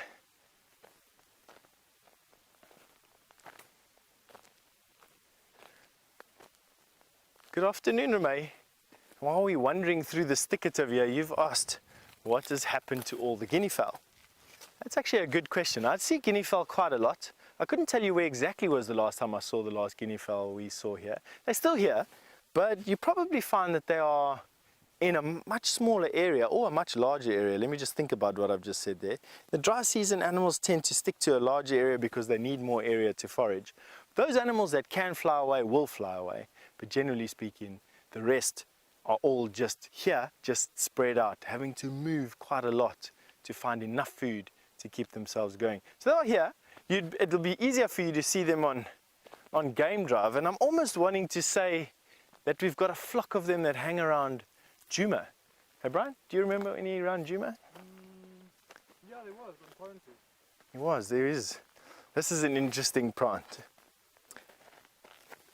This particular plant underneath the ground, this is a bushman's grape, or one of the grapes, I don't know which one exactly. And underneath the ground is a series of tubers that are connected by roots. So it's a ball of tuber with a root and another ball, and a root and another ball, and so it spreads out all underneath the ground here. And the local witch doctors dig up, or not witch doctors, let me say, the local shamans is probably a better word to use, dig up this plant because they believe that this particular plant ties in all the medicine that they make. So when you're making bush medicine, when they're making bush cures and bush medicine, just for lack, it's disrespectful slightly that term, but when they're making their cures and their concoctions, they always add this plant in. And the theory is that because this has a clump of roots tied together with or a bulb tied together with a clump of roots, is that this acts as a binding agent. So when you're using a bit of this plant and a bit of that bark and a bit of this root and some of these leaves, and you've got a bit of magic in there and you're burning it all together, you have to have this plant. Otherwise it won't work. Otherwise it'll just be a collection of different medicines that together don't give the cure to you. And it's only this plant that gives you that cure. So finding this plant outside of these reserves is a bonus for any of the shamans.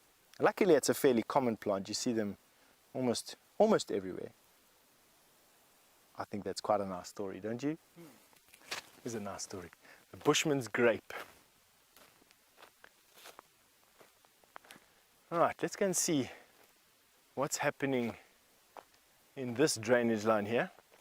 To give you an idea, let's go and walk over there. To give you an idea how big that last knobthorn is that I showed you. Here's one that's standing, that's roughly the same size. Have a look at that.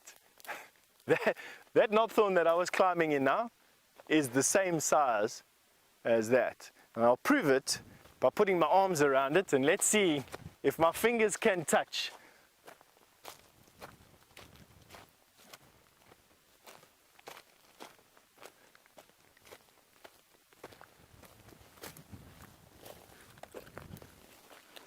Let me go around.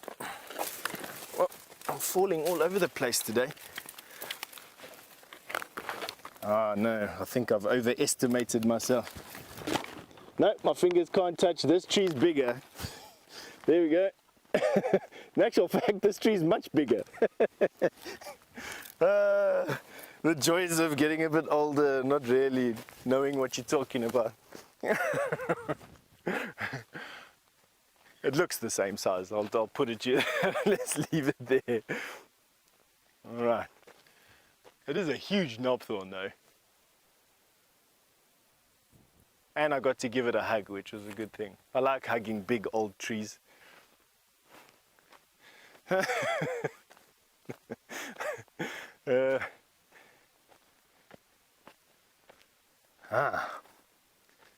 have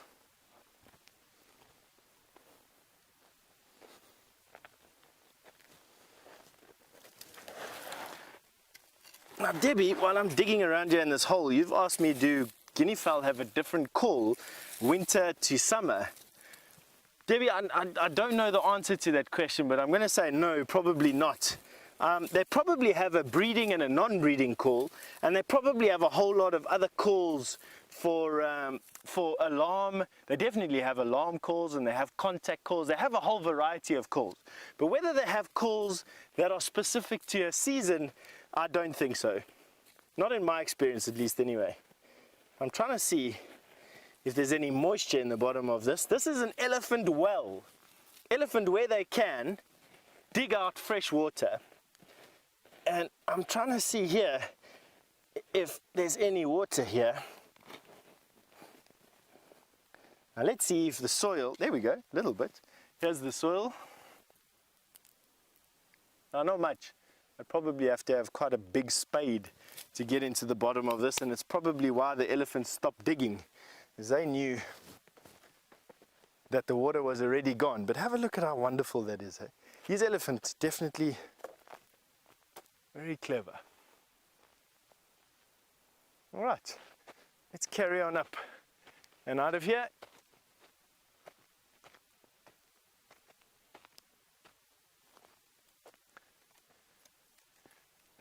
And have a look at this wonderful sunset with the clouds all over it.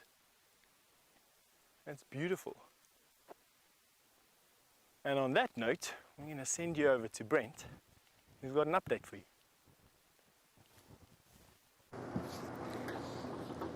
Well, unfortunately, those were not wild dog tracks. They were actually young hyena tracks. So we've rushed.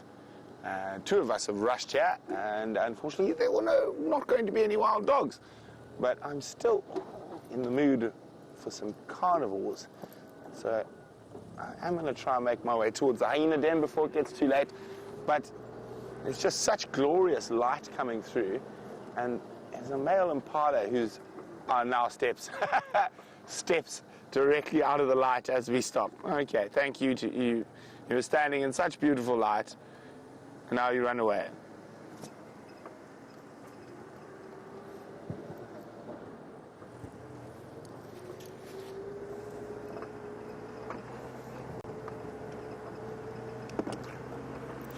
Okay, hang on, let me get untangled. So we're going to start moving towards the hyena den. Fingers crossed that they're all there. What are you staring at?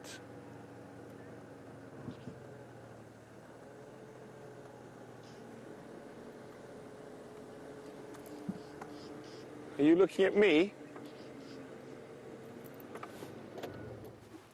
Well, you guys spotted something else. You see how alert they are in this wind.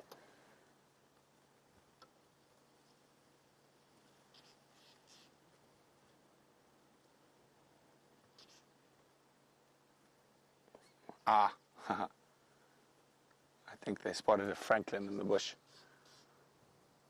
Just the movement would have made them stop for that little second. And there comes the francolin out of the bush that they were staring at, eating some grass seeds. Wow, this is a big group of kudu. How many do you think we got here, Vivian? There's 1, 2 there, 3, 4, and there's 5. And we go to the right, 6, 7, 8, 9, 10, 11, 12 that I can see. Wow, what a lovely big group of kudu.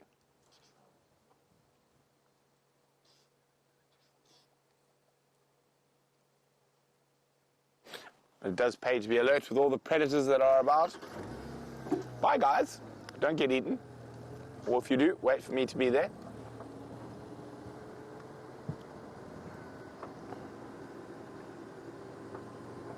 There's actually more now. 13, 14. Wow. All right, girls. So we're going to hit that hyena den. I'm sure a few of you would think it's a good idea.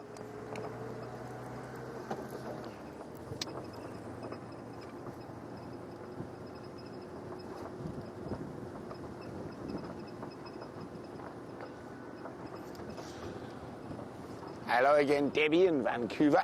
Debbie says, hyena den, excellent. I agree, Debbie. Debbie would also like to know, how old will that hyena cub be before it starts coming out regularly? Probably around a month till we regularly see it, with maybe coming out when its mom's not there. But for now, we're only going to be seeing it when its mom's around.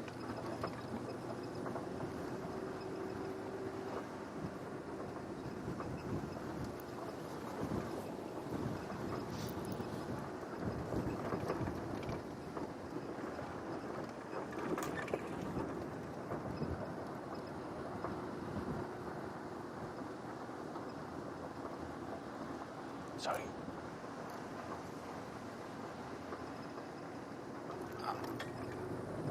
So just listening, it sounds like they've just found the 2 Birminghams and 2 in Kahumas, but deep into Buffalo's Hook. I was just trying to get an exact location there. But it was really nice to see Mvula today and see him looking so fat and happy.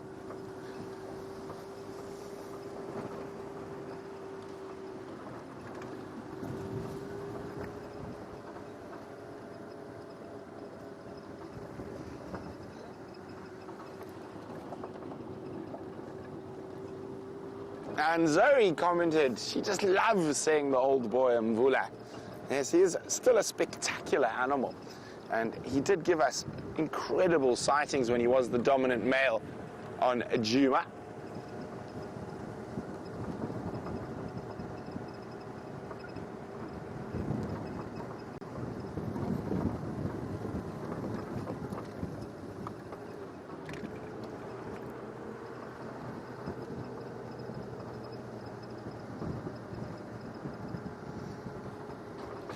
Hi, Kyle. Kyle would like to know if it's possible that the Anderson male will start pushing Tingana. And he already did. He's the reason Tingana moved into Mvula's area originally, as Anderson pushed him out of what was his territory. But rather than fight Anderson, Tingana thought it would be better to pick on the old man, and that's what he did. Oh, hello, zebras.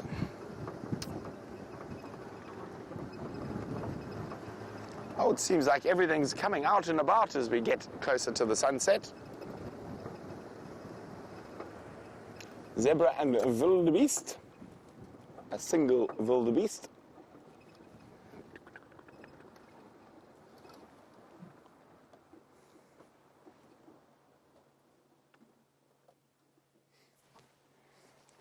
They are just exquisite animals.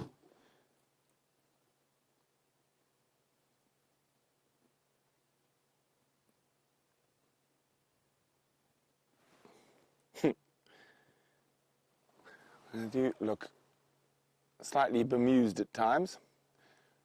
Of course, the zebras are far more closely related to a donkey than a horse, but of course stem from a similar ancestor. And there's the wildebeest with his back to us.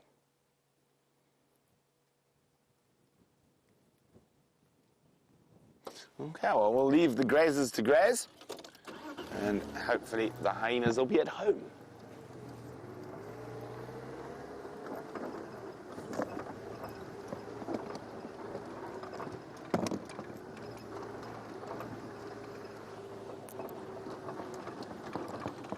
While we make our way towards the hyena den, let's go see what Steph's up to. Welcome back to the bushwalk, everyone.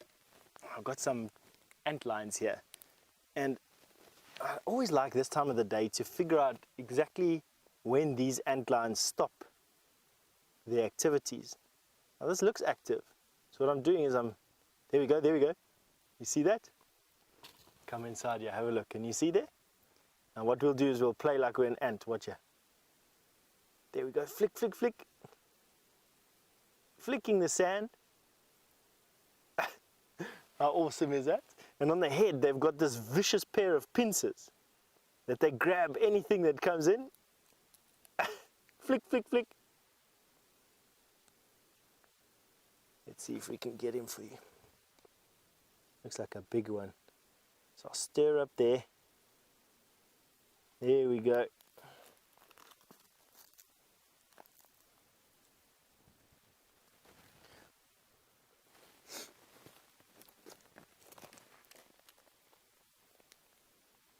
There's his pincers. That's what he was using to flick with. Sitting with his head up. Isn't that awesome? And basically getting enough energy to metamorphosize into a thing that looks very similar to a dragonfly. Can you believe it? Do yourself a favor. There you go, so you can see him now looking. They dig one of their pits very quickly. He'll be able to dig his hole, redig his hole very quickly again. I'm actually going to put him back in the same one. So don't worry about what I did. These guys live in the sand. They need to be able to cope with animals and elephants stepping on their pieces of patch. So there we're going to put him in his hole. And he very quickly will dig up that again. But do yourself a favor and go and have a look at what an antlion turns into. They turn into the most unbelievable flappy dragonfly. We call them, they're not damselflies, they're just antlions, antlion adults. But to go from that little guy there, that's a terror, subterranean terror, to a flappy, nocturnal, beautiful dragonfly type thing is quite a remarkable metamorphosis.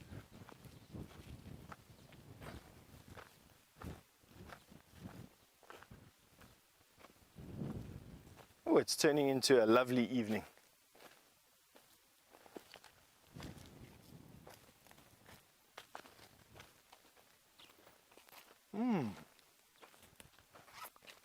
MG Photography. It's an interesting name.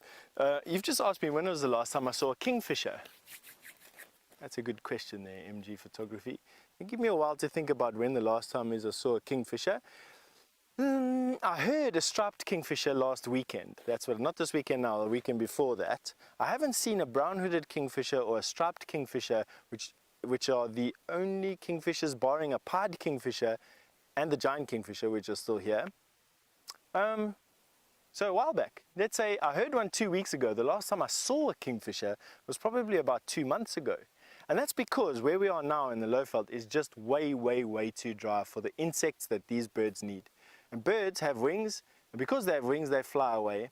And I would imagine that they are in areas which have a little bit more grass, which have a little bit more water. So malachite kingfishers, pied kingfishers, and giant kingfishers would move to the water, and striped kingfishers and brown-hooded kingfishers would move to thicker bush that has a higher grass load that supports more insects at this time of year.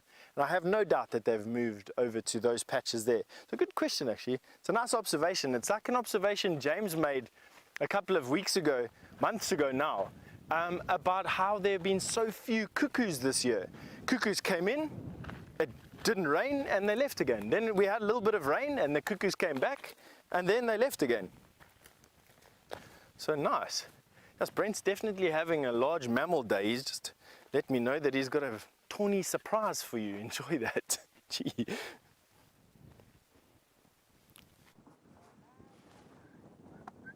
Look at that, sun setting. We were on our way to the hyena den. I just said to Vim, I cannot see a single impala on quarantine.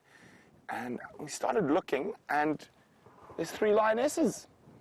I'm not sure who they are. I know there's 2 lionesses in Buffalo's Hook at the moment. So I think it could be the other 3 in Kahuma girls. But I'm not 100% sure.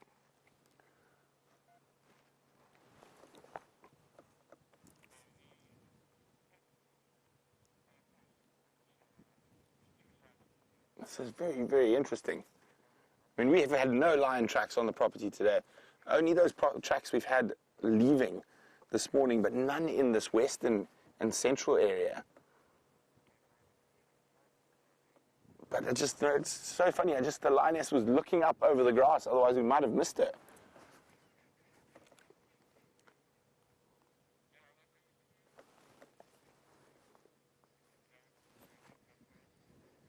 Wow.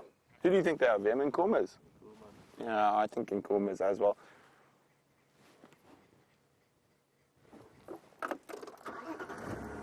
I'm just going to move around so we can have a look at their faces. Maybe we'll see the amber-eyed lioness.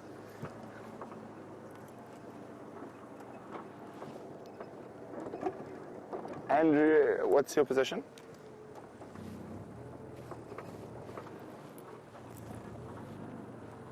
Andrew, there's 3 one-side Tengala on quarantine.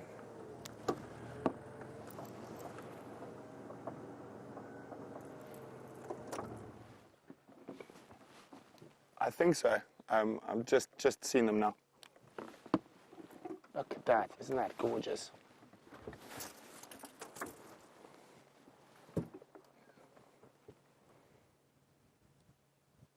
I'm just going to... Look at that. Where did you girls come from? Did you sneak through from the north in this windy weather today? They're looking relatively well fed.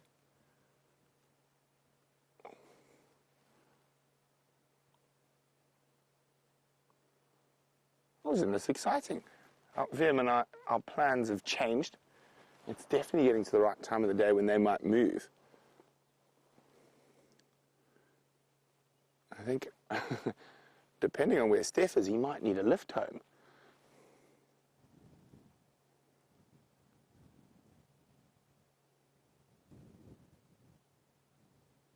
Isn't this exciting? Lions!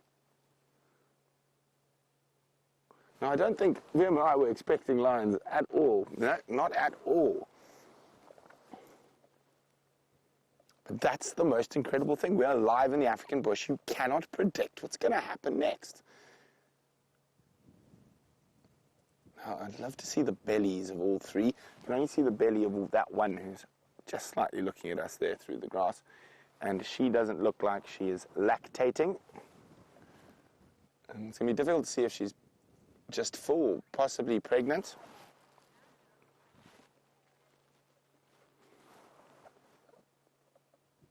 Jenny says none look pregnant, but Jenny, remember, some might have given birth. So we actually need to see them standing up and have a look at their nipples to tell. And also, it's very difficult to judge the weight of a lioness lying down. So once they're standing up, you'll be able to see where the weight is, and that'll be able to tell us whether they're pregnant or not. So the weight seems to sit a little bit further back on a pregnant female than it does on a male. Oh, they're on a non-pregnant female. Males, of course, can't get pregnant. Lex.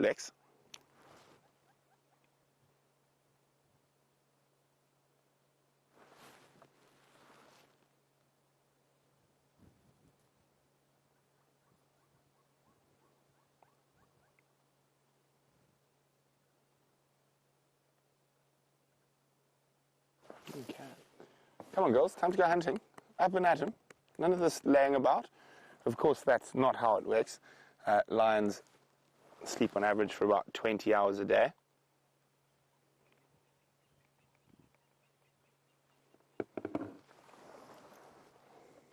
Must have come through from the north.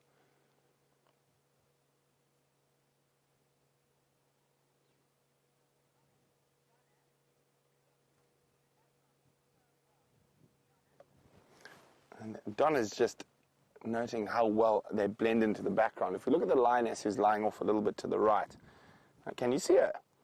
Oh, I see. When Venom zooms in, you see that tawny color works really well in the winter months. There she is. Now, this windy weather and it being quite cool is going to be beneficial to them. Means they're going to be able to move around a bit more, as well as also the scent will be spread around. Also, the hearing of the animals that they would like to hunt is going to be compromised in this weather.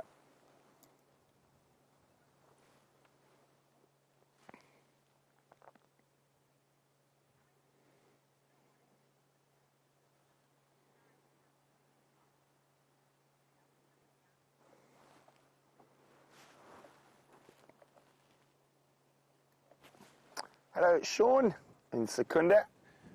Sean is referring to the visible spots you can see on this lioness, on actually quite a few of them. And the spots are generally more pronounced in younger animals or cubs.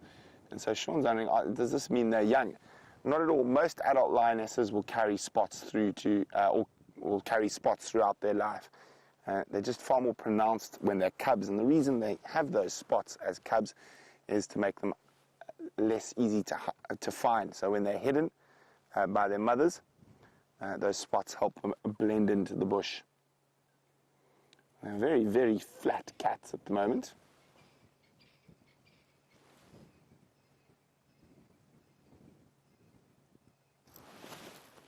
Can you just be on the radio for a second? Standing by.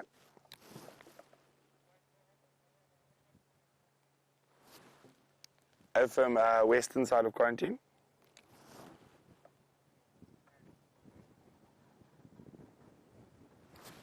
I have no idea where they came from. I didn't see any in console this morning or this afternoon.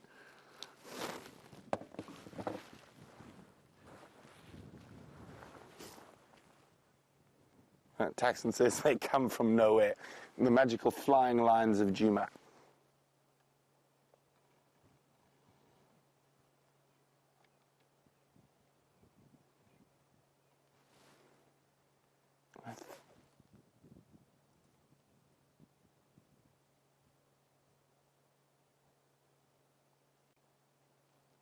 Very tired kitty. I'm just going to move around a bit. I want to just see if we can move and get a look at her tummy.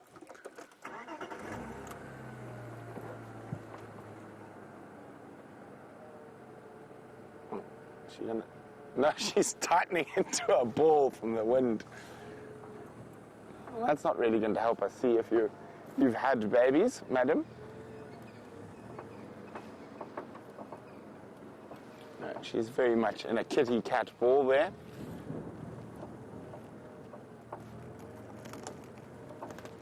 This looks like amber eyes, don't you think, yeah?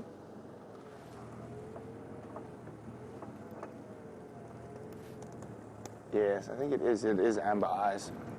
Let's go forward a bit so that bush is out of the way. There we go. There we go. That's amber eyes. She's got the most exquisite eyes when she decides to open them, of course.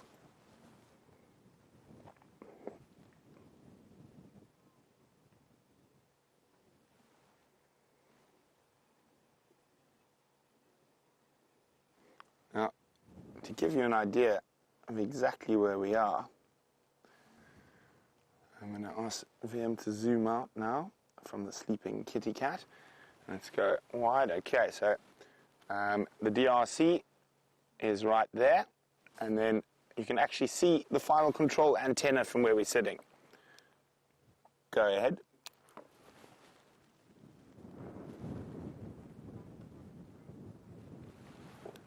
Affirm, 3 females. But while we sit with the sleeping cats, let's go across to Steph with another type of predator. Let's go and find. Sorry, we said we need to show you this little bird of prey, and then it flew away as you were crossing, but it's landed just there. Come with. Let's see if we can find him for you. I think this little bird, it's either a little banded goshawk or a little sparrowhawk. They both generally hunt quite small birds and insects mainly. And I'm just hoping that we can get to show you them. They're for me some of the best little birds around because they're so fierce. They just got this energy about them, this flitting energy. Let's see where he landed over here. Just flew through these bushes. Probably sitting watching us in this tree right now. Let's see if I can see him. They're not too scared about landing on the ground. Generally, these little birds of prey that hunt over here are hunting blue waxbills, are hunting the little Cameropteras, the little Prinias that are around here. But for the life of me, cannot find him. Let's see if we could go here. Probably walked straight past him, knowing my bad eyesight.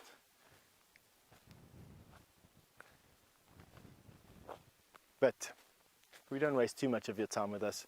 Have a look at that sunset through those trees.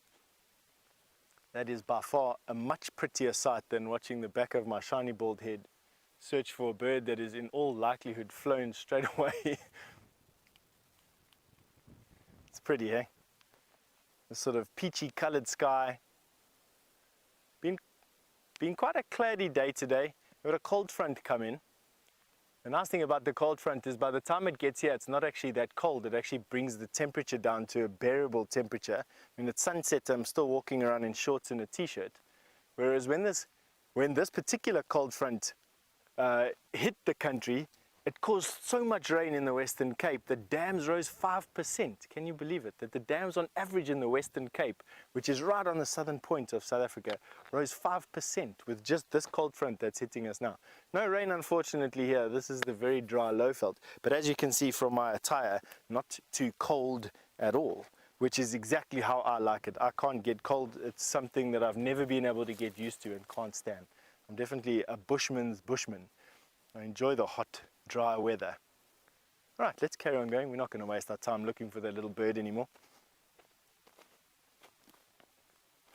While we meander through the giant trees that are on top of quarantine, getting back to where we stay before those lioness start hunting us on top of quarantine. Wouldn't that be a sight? No. Brian.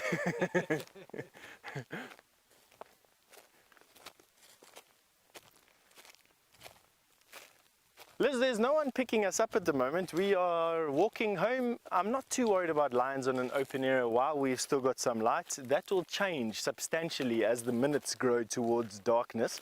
We'll still walk back to camp. Lions generally in the day leave people behind. It's only really at night time that their bravery increases. Not that they needed more bravery, these lions, but their bravery towards humans increases dramatically. And lions become quite inquisitive at night time.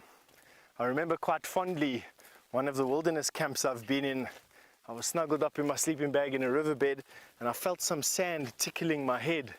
And when I looked up, there was a lioness staring down at me on top of this embankment. And I quickly rounded up everyone and we sat huddled together next to the fire. And this lioness walked down this game path, literally walked right up to us on the other side of the fire, promptly ate one of my guests' piece of meat that he had on a plate next to the fire, and then knocked my coffee over. And then that gave her a fright. It was warm coffee, and she ended up leaving after that. Needless to say, I slept like a baby that night, knowing full well that 8 people were keeping watch for me for the rest of the night, wide awake. Wonderful memory, that. All right. Okay, now so we need to start making our way into the darkness and away from these lions. I'm going to send you over to Brent. He's not too far away. You might even get to see us in the back of his car. He's there somewhere. See you later.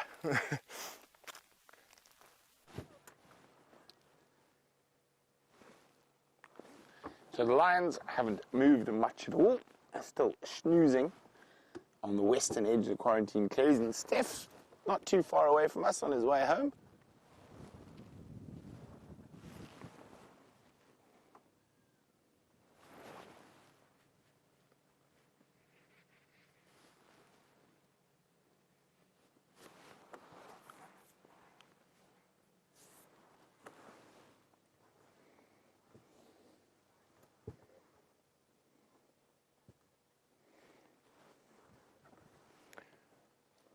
Hi, Friendly Frank.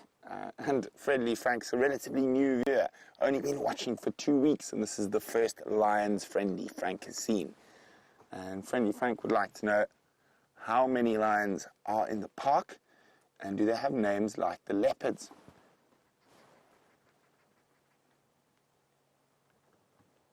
Oh, what's that? A bird of prey. I can't really see. It was a bit quick. Turn for me. I don't know what that was. It was just, didn't get a good visual before it disappeared. Looked like probably a brown snake eagle, but it was a bit quick. Sorry about that, Friendly Frank. And here we go, I didn't open. So the lions, we don't refer to them generally as individuals unless there's something really distinct. Like that one lioness in this pride has the amber eyes. We normally refer to the prides. And this is the Nkahuma pride, which is named after a tree. The first time they were ever seen was under a brown ivory tree, which is in Shangaan, an Nkahuma tree.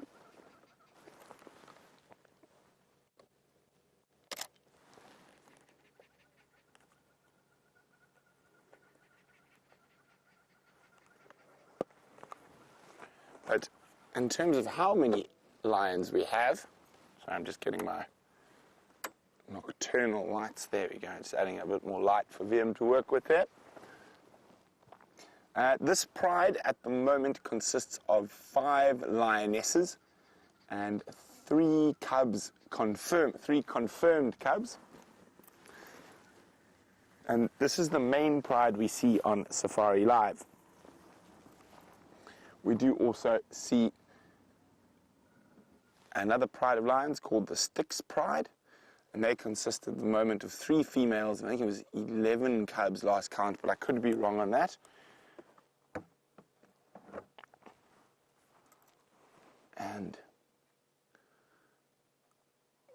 the male lions we see most regularly. There's a coalition of male lions called the Birmingham Boys, and there are 4 of them at the moment. There were 5. 1 died from injuries. hunting buffalo. Now, every now and then we see a couple of other prides, the Tsalala pride, the Mungen pride, but we don't see them too often. They're really in the peripheries around Arathusa, we sometimes see them. But in terms of the Sabi Sands, in total, there's probably just under 100 lions in the whole reserve.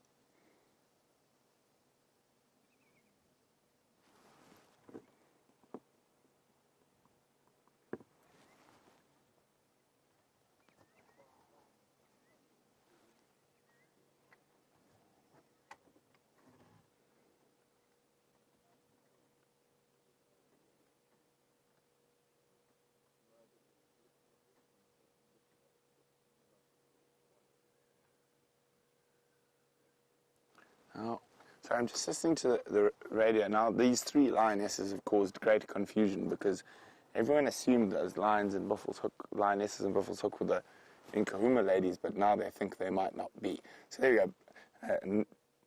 A different set of lions, possibly the Talamati or Torchwood prides. I've seen the Talamati pride once. I've never seen the Torchwood pride, but very interesting. So we know for a fact that one of these lionesses has 3 cubs in a den in Torchwood. Ooh, morning.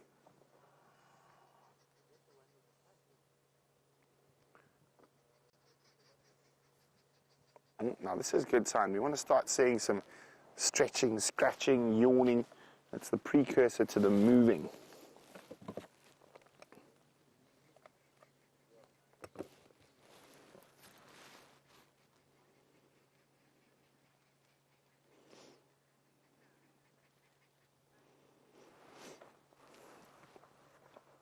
Oh, big yawn.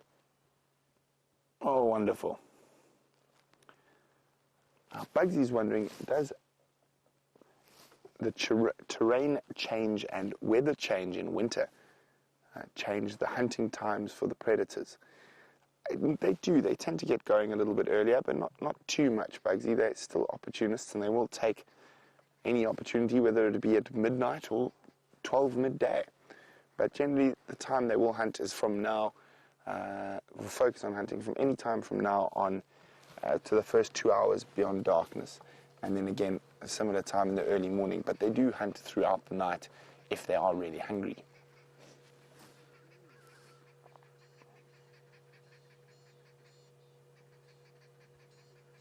Ooh, another yawn coming.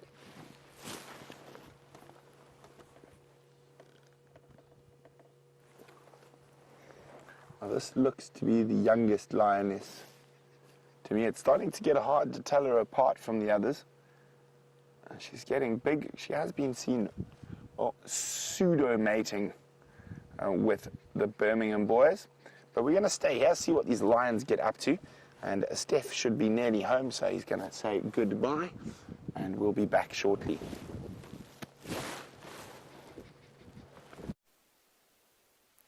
I am almost home. Thank you very much, Brent. So we're all safe and sound. We can actually see the vehicles down there.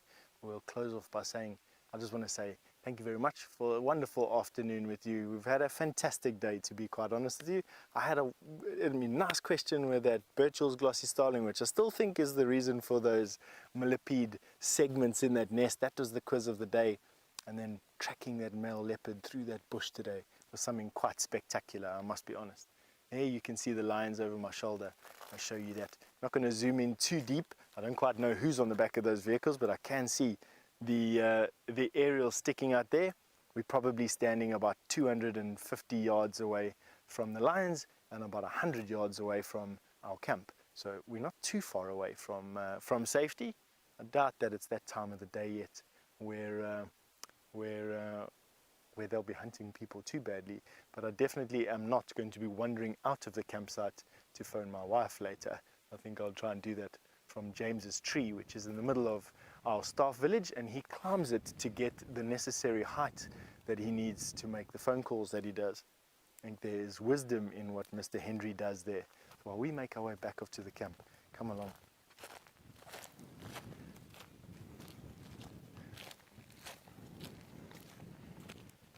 Alrighty, and Brent's ready to receive you for his part, the rest of the safari, and I just want to say cheers, Brian. Thank you very much for all your hard work. There we go. All the best. See you next time.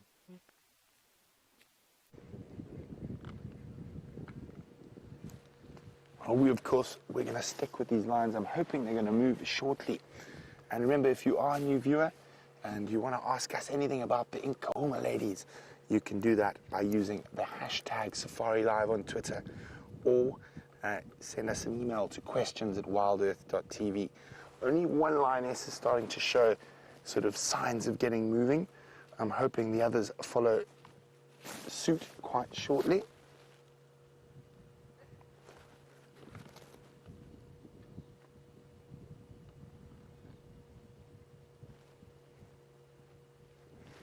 Now, yes, I think she's going to get up and go greet the other females.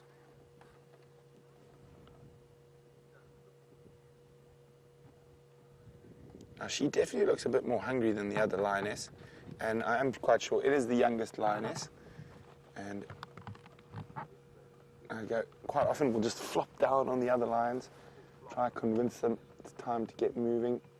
Now, we're going to see some, oh, there we go, some nice stretching, hopefully. Some aloe grooming. Now, grooming between pride members is very important. And it helps strengthen the bonds of the pride, but there we go. Or you can offer yourself up as a pillow instead. I'm just going to move the vehicle around a little bit to make it a bit easier for them.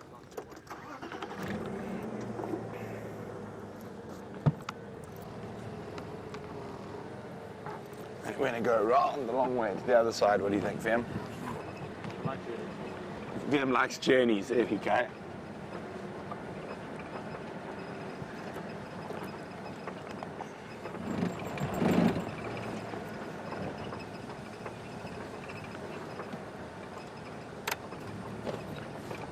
Hi, Jean. Jean's in North Carolina. Jean would like to know how far are these lions from the Juma Dam camp? Well, Jean, not far at all, probably 200-300 meters at the most. I'm quite certain if they are thirsty, they probably will pop in there.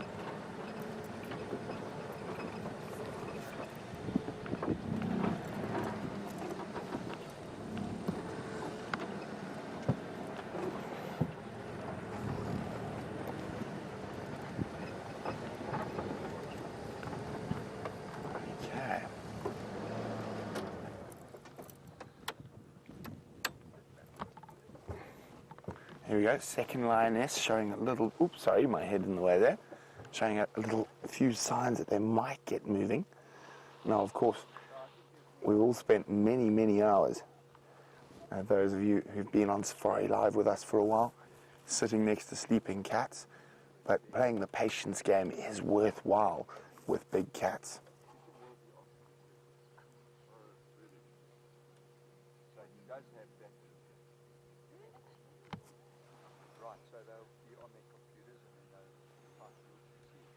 So, here we go, back to snoozing.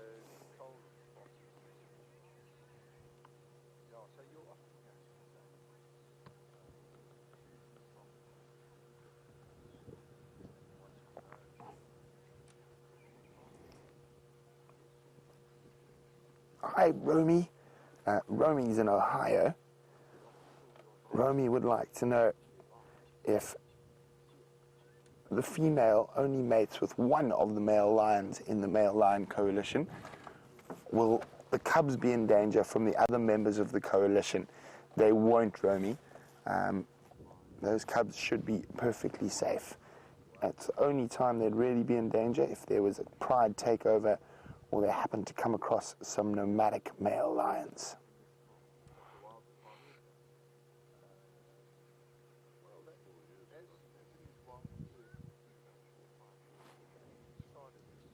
Now, they are very, very comfortable at the moment.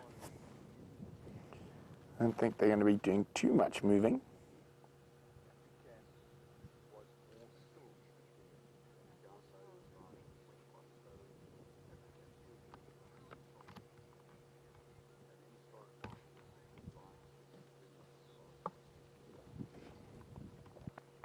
Well, a big Safari Live welcome to Brock in Pennsylvania. And Brock's wondering, do we ever see male lions without manes? Well, Brock, it is possible. I haven't ever seen a maneless male lion in this part of the world. I've seen them in southern Tanzania before. And of course, some of the more famous maneless male lions around were the man-eaters of Tsavo. And those male lions, Hollywood even got involved with and made a movie about, very loosely based on the truth. They even created a new character that doesn't exist in the book. The basic story about that is the colonial government, the English colonial government, started building a railway line. It was often referred to as the suicide line. Now, it was called that because it was deemed absolutely suicidal to build a railway line from the Kenyan coast all the way to Lake Victoria. And at one particular point on this, they got held up by the building of a bridge. And while they were building this particular bridge, there was an outbreak of man-eating lions.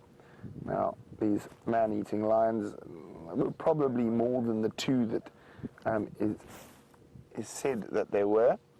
And there was a British engineer, or in the engineering corps, and he was the one who eventually shot them. Not after they killed, estimated of just under 100 people.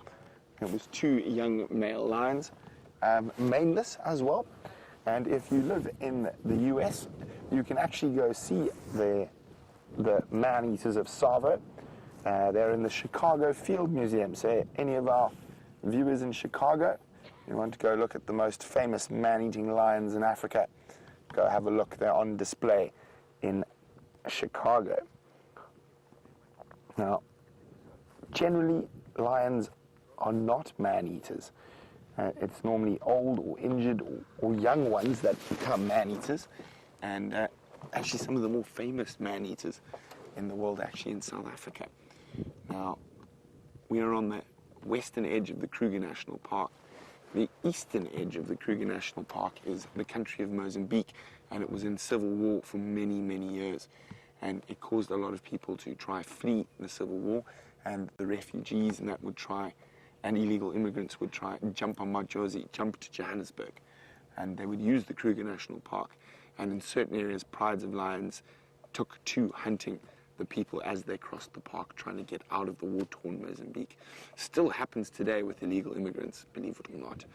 And it's estimated that along the whole couple of 100-kilometer boundary of the Kruger, anything from 50 to 100,000 people have been eaten by lions since the 60s. Scary stuff. But of course, when we're on safari, as you can see, these lions completely oblivious to us in the vehicles.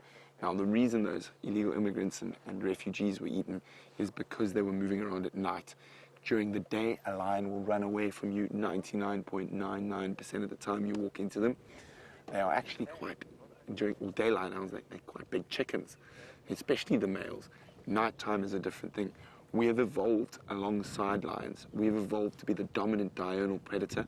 Lions are the dominant nocturnal predator. That's why you want to get home when it gets dark, because you know there's bad things out there. Now, that's an instinctive response from when we used to live in caves. At the moment, we just have a lion pal.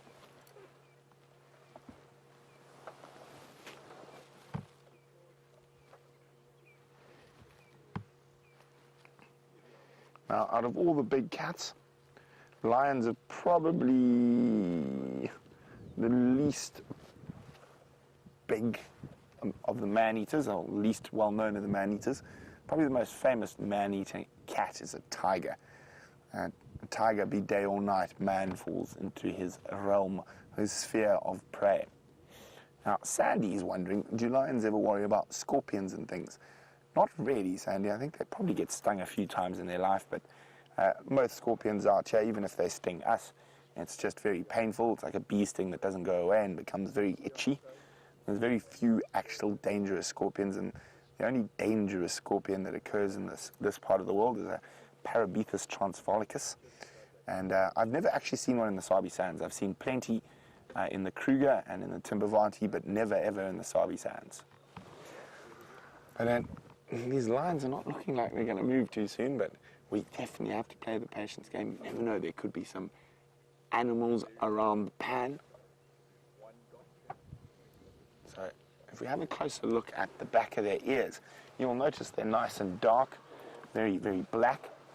Now, that is a following mechanism for cubs. They've also got a black tip to their tail. Now, there's very interesting studies being done at the moment by actually a few people I know, and they're looking at the visual significance of visual signs in big cats, or particularly in cooperative hunting in lions.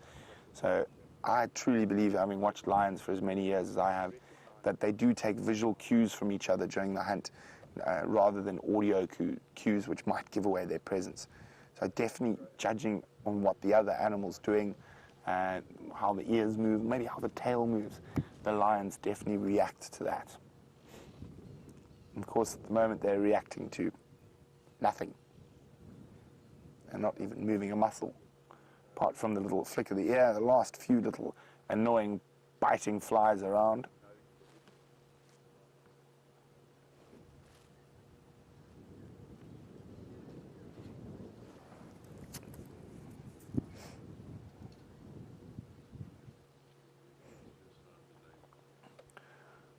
Now I'm being put under the cosh by Genevieve. Hi, Genevieve. Genevieve's in New York.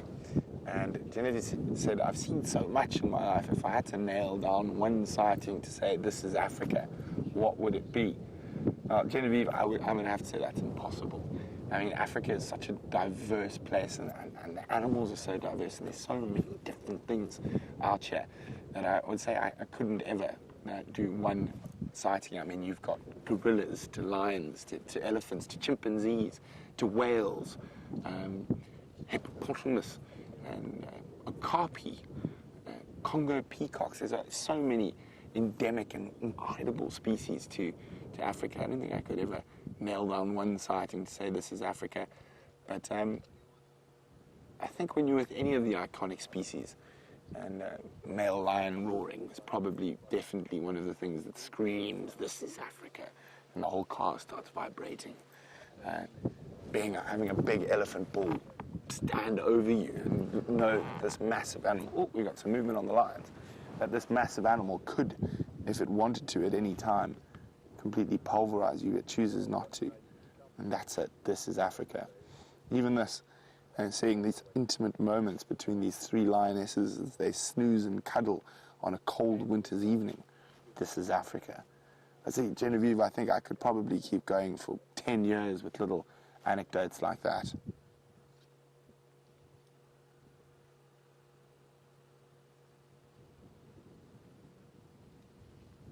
Isn't it? See the strength of the wind, the grass moving around. Now, these little intimate sessions between lionesses are very important for the survival of the pride. And the closer-knit team they are, the more likely the pride is to survive. Now, the one on her back cuddling is, I think it's Amber Eyes. Yes, it is Amber Eyes, if I remember correctly from how they were lying earlier.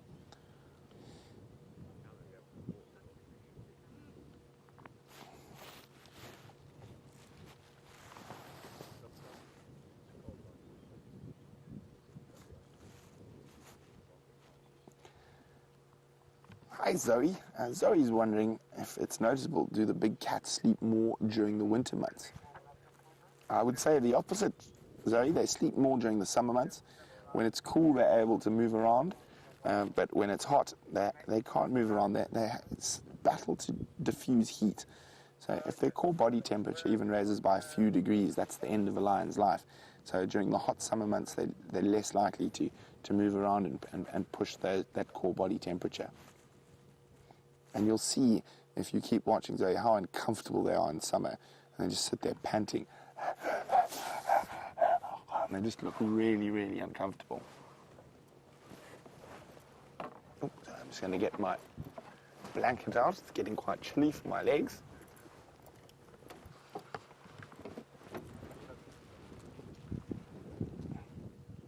have movement. Some rolling. This is all good stuff. I would like to see signs that are a bit more energetic, but this is how it starts.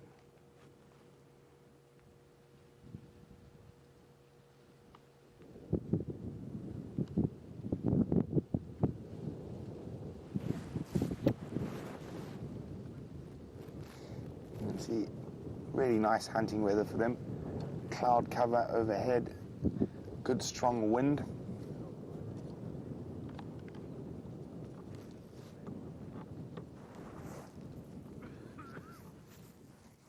And hopefully these ladies will have some success this evening. Now, the thing is, what's incredible, these lions can go flat like this to literally action stations in a split second. There could be a buffalo that wanders on. I did see tracks of a herd of buffalo that came on to Juma, sort of due south of us, almost exactly where we had Karula's tracks crossing out. And Mike in Florida is wondering, when was the last time we saw Junior? Now, for those who don't know, Junior is the young male who used to be part of this pride. So when males get to about 3 years old, they're pushed out of the pride and they need to go find their own space. And they normally wander around for a few years. Sometimes they will join up with other males to form coalitions. Sometimes they take the sneaky option and sort of mate on the peripheries and never really hold a home range or a territory. But Junior, I'm not sure when the last time he was seen. Mike, to be honest, it was a couple of weeks ago on Sibambili. What have you seen, Vim? I saw Vim suddenly looking this way, so I was hoping he might have spotted a wildebeest or a buffalo or something. Moving on, those zebra and wildebeest we saw weren't too far from here. So you can see there's the quarantine clearings. And there's often animals that move up onto those clearings to sleep at night because it's more open and they've got a better chance of being able to stay away from the lions and spot them from a distance.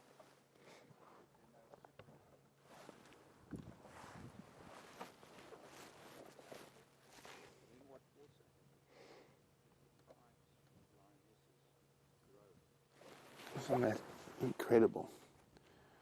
Right on our sort of back door, 3 lioness. Not very active lioness, but nevertheless, they are definitely lions.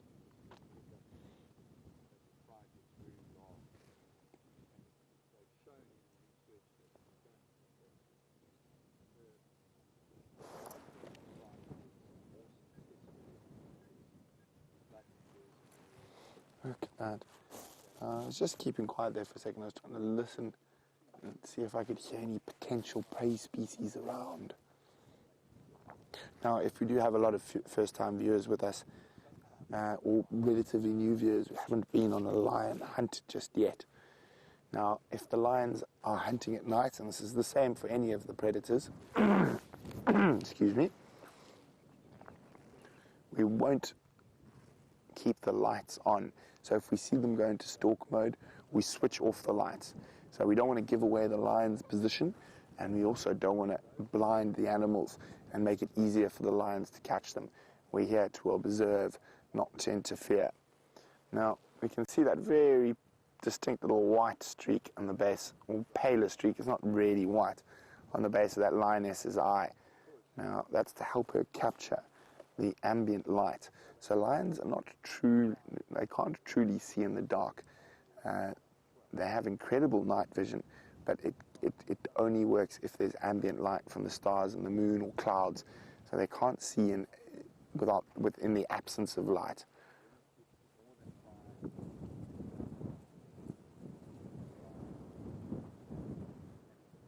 Oh, there we go. Some rolling. So that female looks like she's actually eaten, and the other two not so much. Now, they could have been split from each other and only recently joined up again.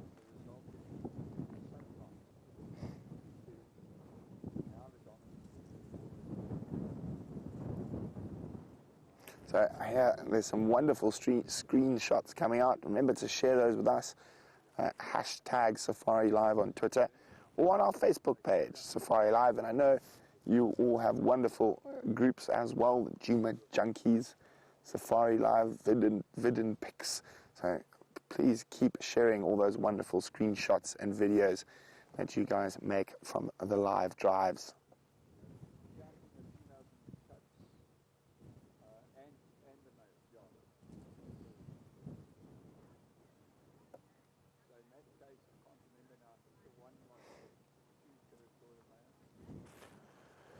Hi, well, another question from Roger in Tampa. Hi, Rog. Rog would like to know, do these local lions ever attempt small elephants? I've never seen it, Rog. It's always possible, but a lot of behavior, like lion behavior, is area specific rather than animal specific. So the lions here tend to focus more on buffalo, giraffe, zebra, and anything smaller than that. And the only place that lions are really famous for focusing on elephants is in northern Botswana, along the Savuti, Kwondo and Chobe areas. Now there are a lot of elephants there. You can see easily in a first hour of game drive, you can see 1,000, 1,200, 1,300 elephants without pushing yourself too much.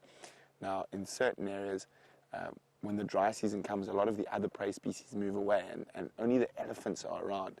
And there have been prides of lions that have learnt basically how to hunt, and not only small elephants, I mean 14, 15, 16-year-old elephant bulls, but it is incredible. Very big prides as well. And it's amazing, as soon as the Savuti channel started flowing again, and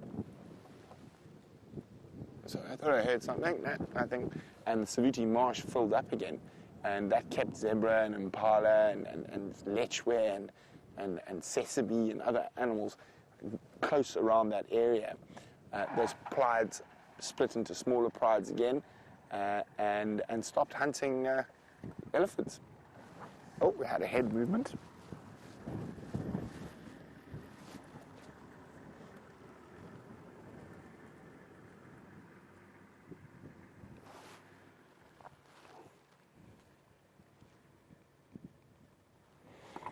Come on, ladies, time to get up. Oh, there we go, yawn. I mean, it's possible they've moved a big distance during the day today.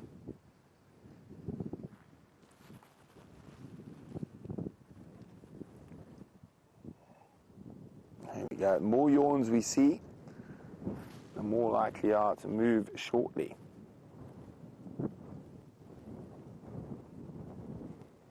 Now, of course, we're on a live safari, so we can't poke them with a stick, get them going, or cut to the next exciting bit. We've got to play the patience game. But we are able to now witness lion behavior in real time. I mean, you're watching these lions at the same time as me.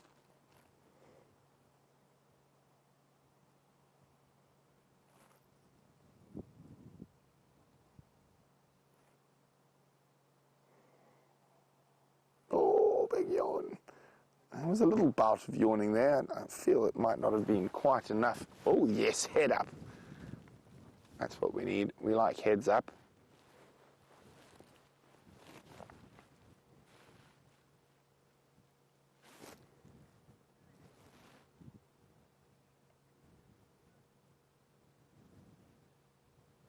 Oh, yawn coming.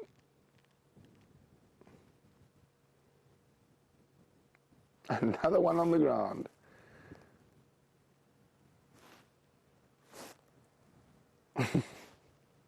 Paw to the face.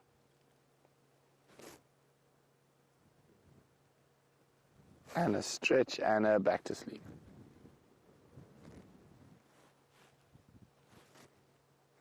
Oh, let's move around to the one who's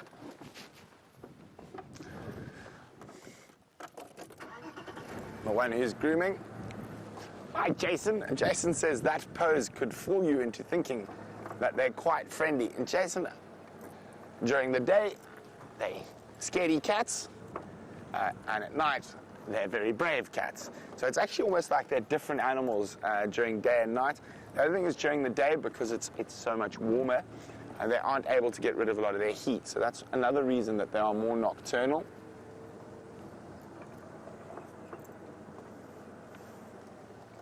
How's that, VM?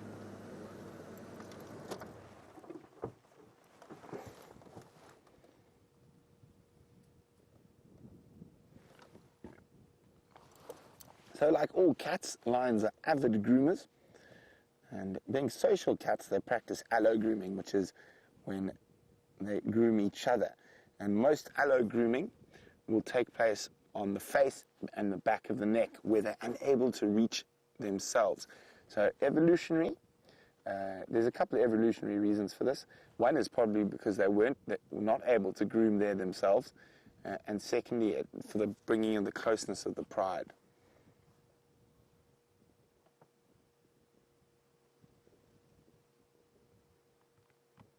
That's the female. It looks like she might have eaten a bit more than the other two.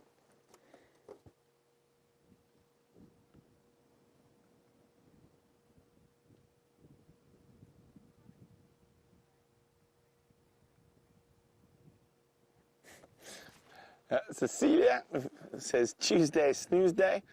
Yes, well, these lions are definitely snoozing or having a scratch.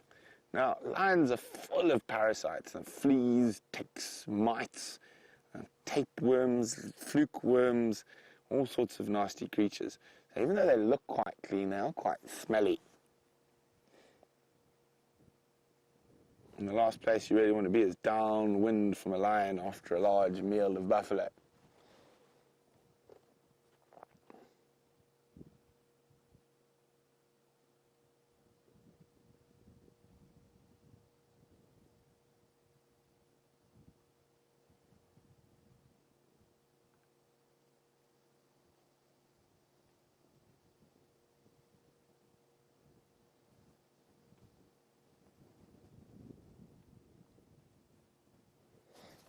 Cleaning, cleaning, cleaning. The other two are snoozing, snoozing, snoozing.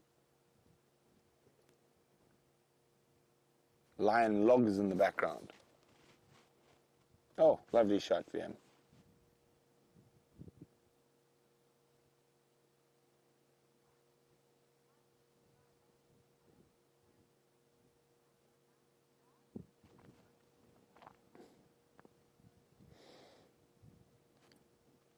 Hi, Mike.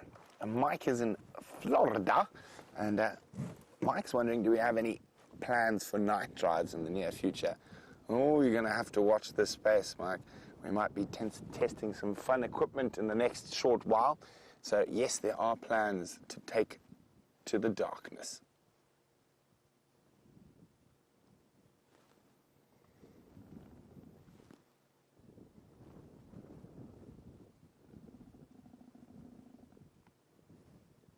Which lion is making that? It's just snoring. Almost sounded like a growl, but it's a snore. Lazy creature.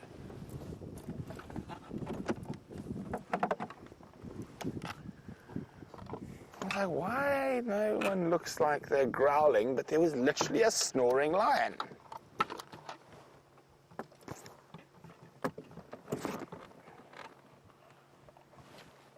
Oh, no, don't do that. No, no. Oh. There we go. There's some allo grooming happening.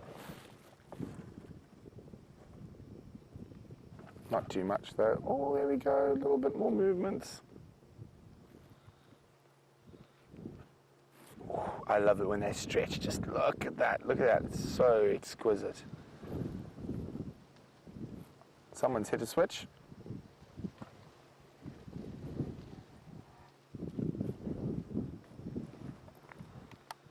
I wonder if they've... Oh, jeepers. There's an impala that has just run straight into the lions. I've got to go all lights off. Sorry, Vim. There's an impala running almost straight towards us.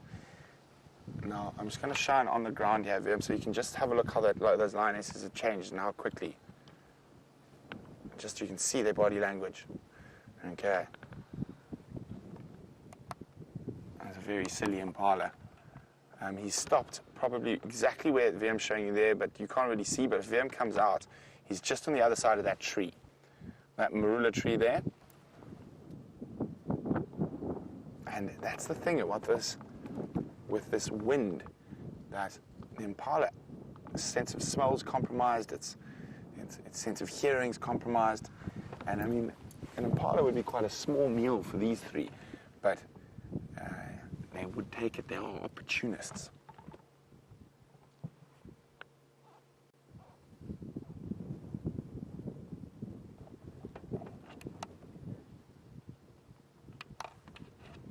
The impala is moving away from them now.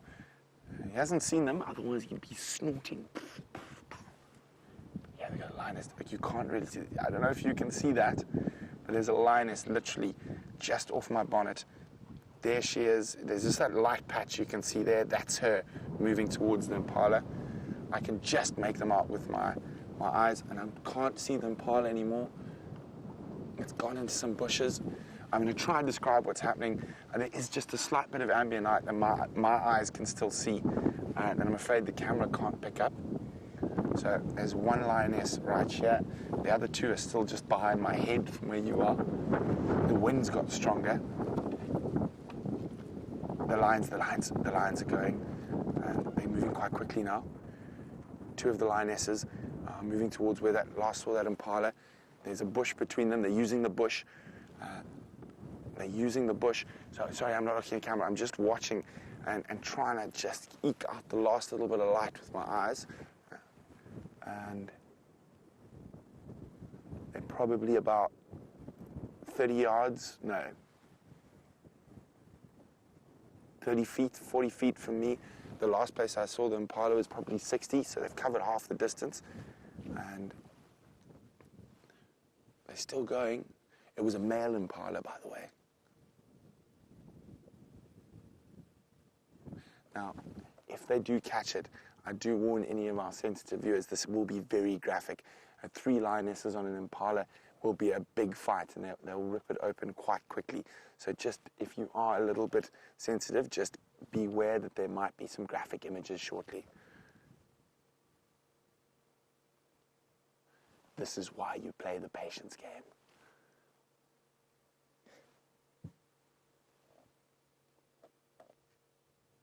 Now, one lioness is still lying right in front of the vehicle. I'm just going to use the base. Okay, I can't see, so that light, and the one lioness is now moving off. There we go, now I can see. Sorry about the dark, but with the light on, I just can't see what's going on.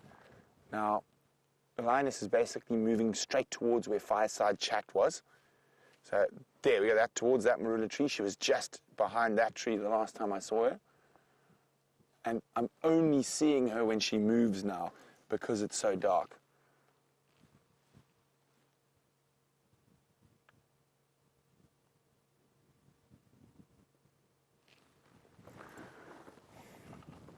So I've only got visual of one lioness. VM, can you see the others yet? Still? Negative, yeah.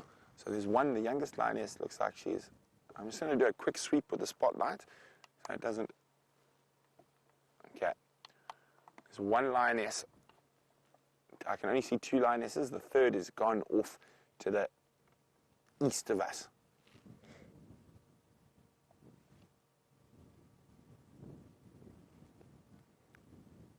We're either going to hear that snort of an impala who's spotted a predator,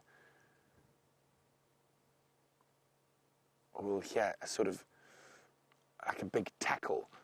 Imagine a thumping football tackle. That's the sort of sound you can imagine me listening for. Now, with an animal as small as an impala, it's very unlikely it'll make any noise before the lioness gets it under control.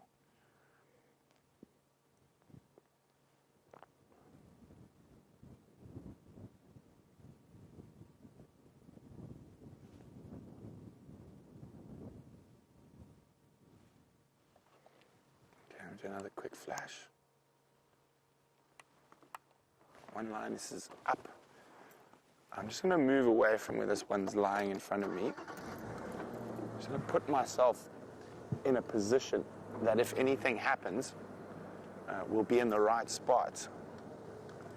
And I really wish we could show this to you, but as I say, we don't want to affect the outcome here. And thanks very much, Jen, who's in Minnesota. And, oh, it's over.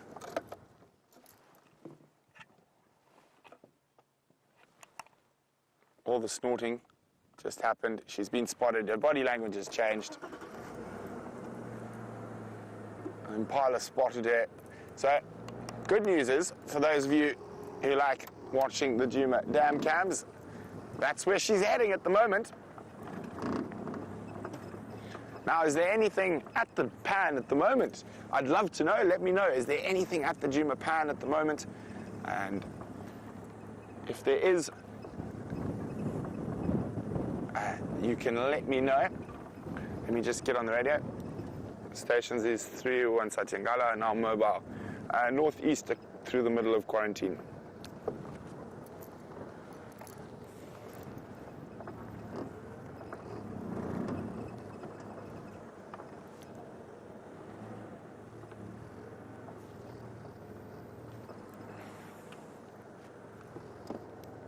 Copy, they're going to pretty much go, I think, straight down between Yuri and Vertella at the rate where they're going at the moment.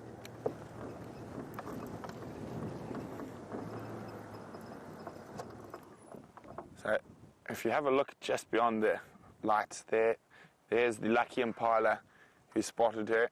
And you can see now, once she's been spotted, she gives up. Her body language changes and she's on the march.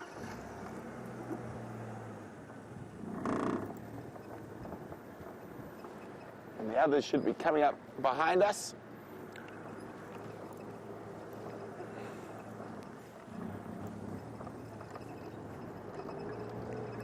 So she looks like she might. We're going to pass very close to Fireside Chat. That's Fireside Chat there. There's the lion.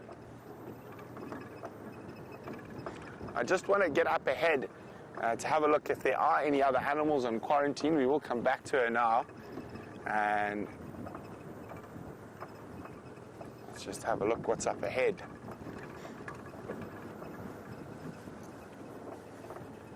Okay. Looks like there's nothing else on quarantine this evening.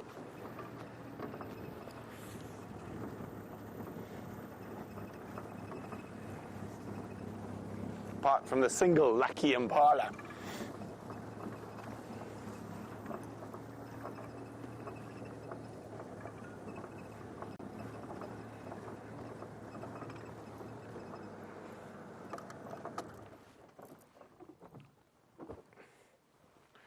Here we go. That was so exciting. Oh, she nearly got to that impala before he spotted her. That's why a lot of the animals like to choose these open areas like this to sleep at night. It makes it that little bit harder for the lions to stalk up to them.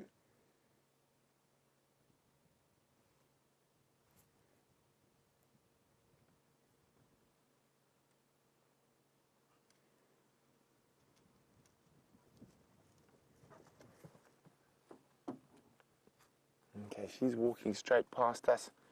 And there's no other animals around on quarantine, so I think we're going to give them a chance to hunt without us hampering them.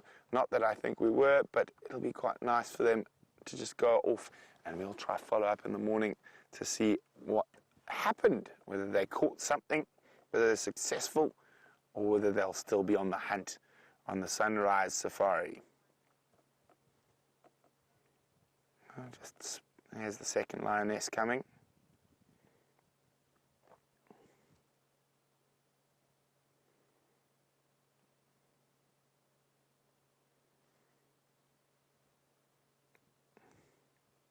Aren't they just the most incredible big cats? Oh, a bit of phlegm and grimace.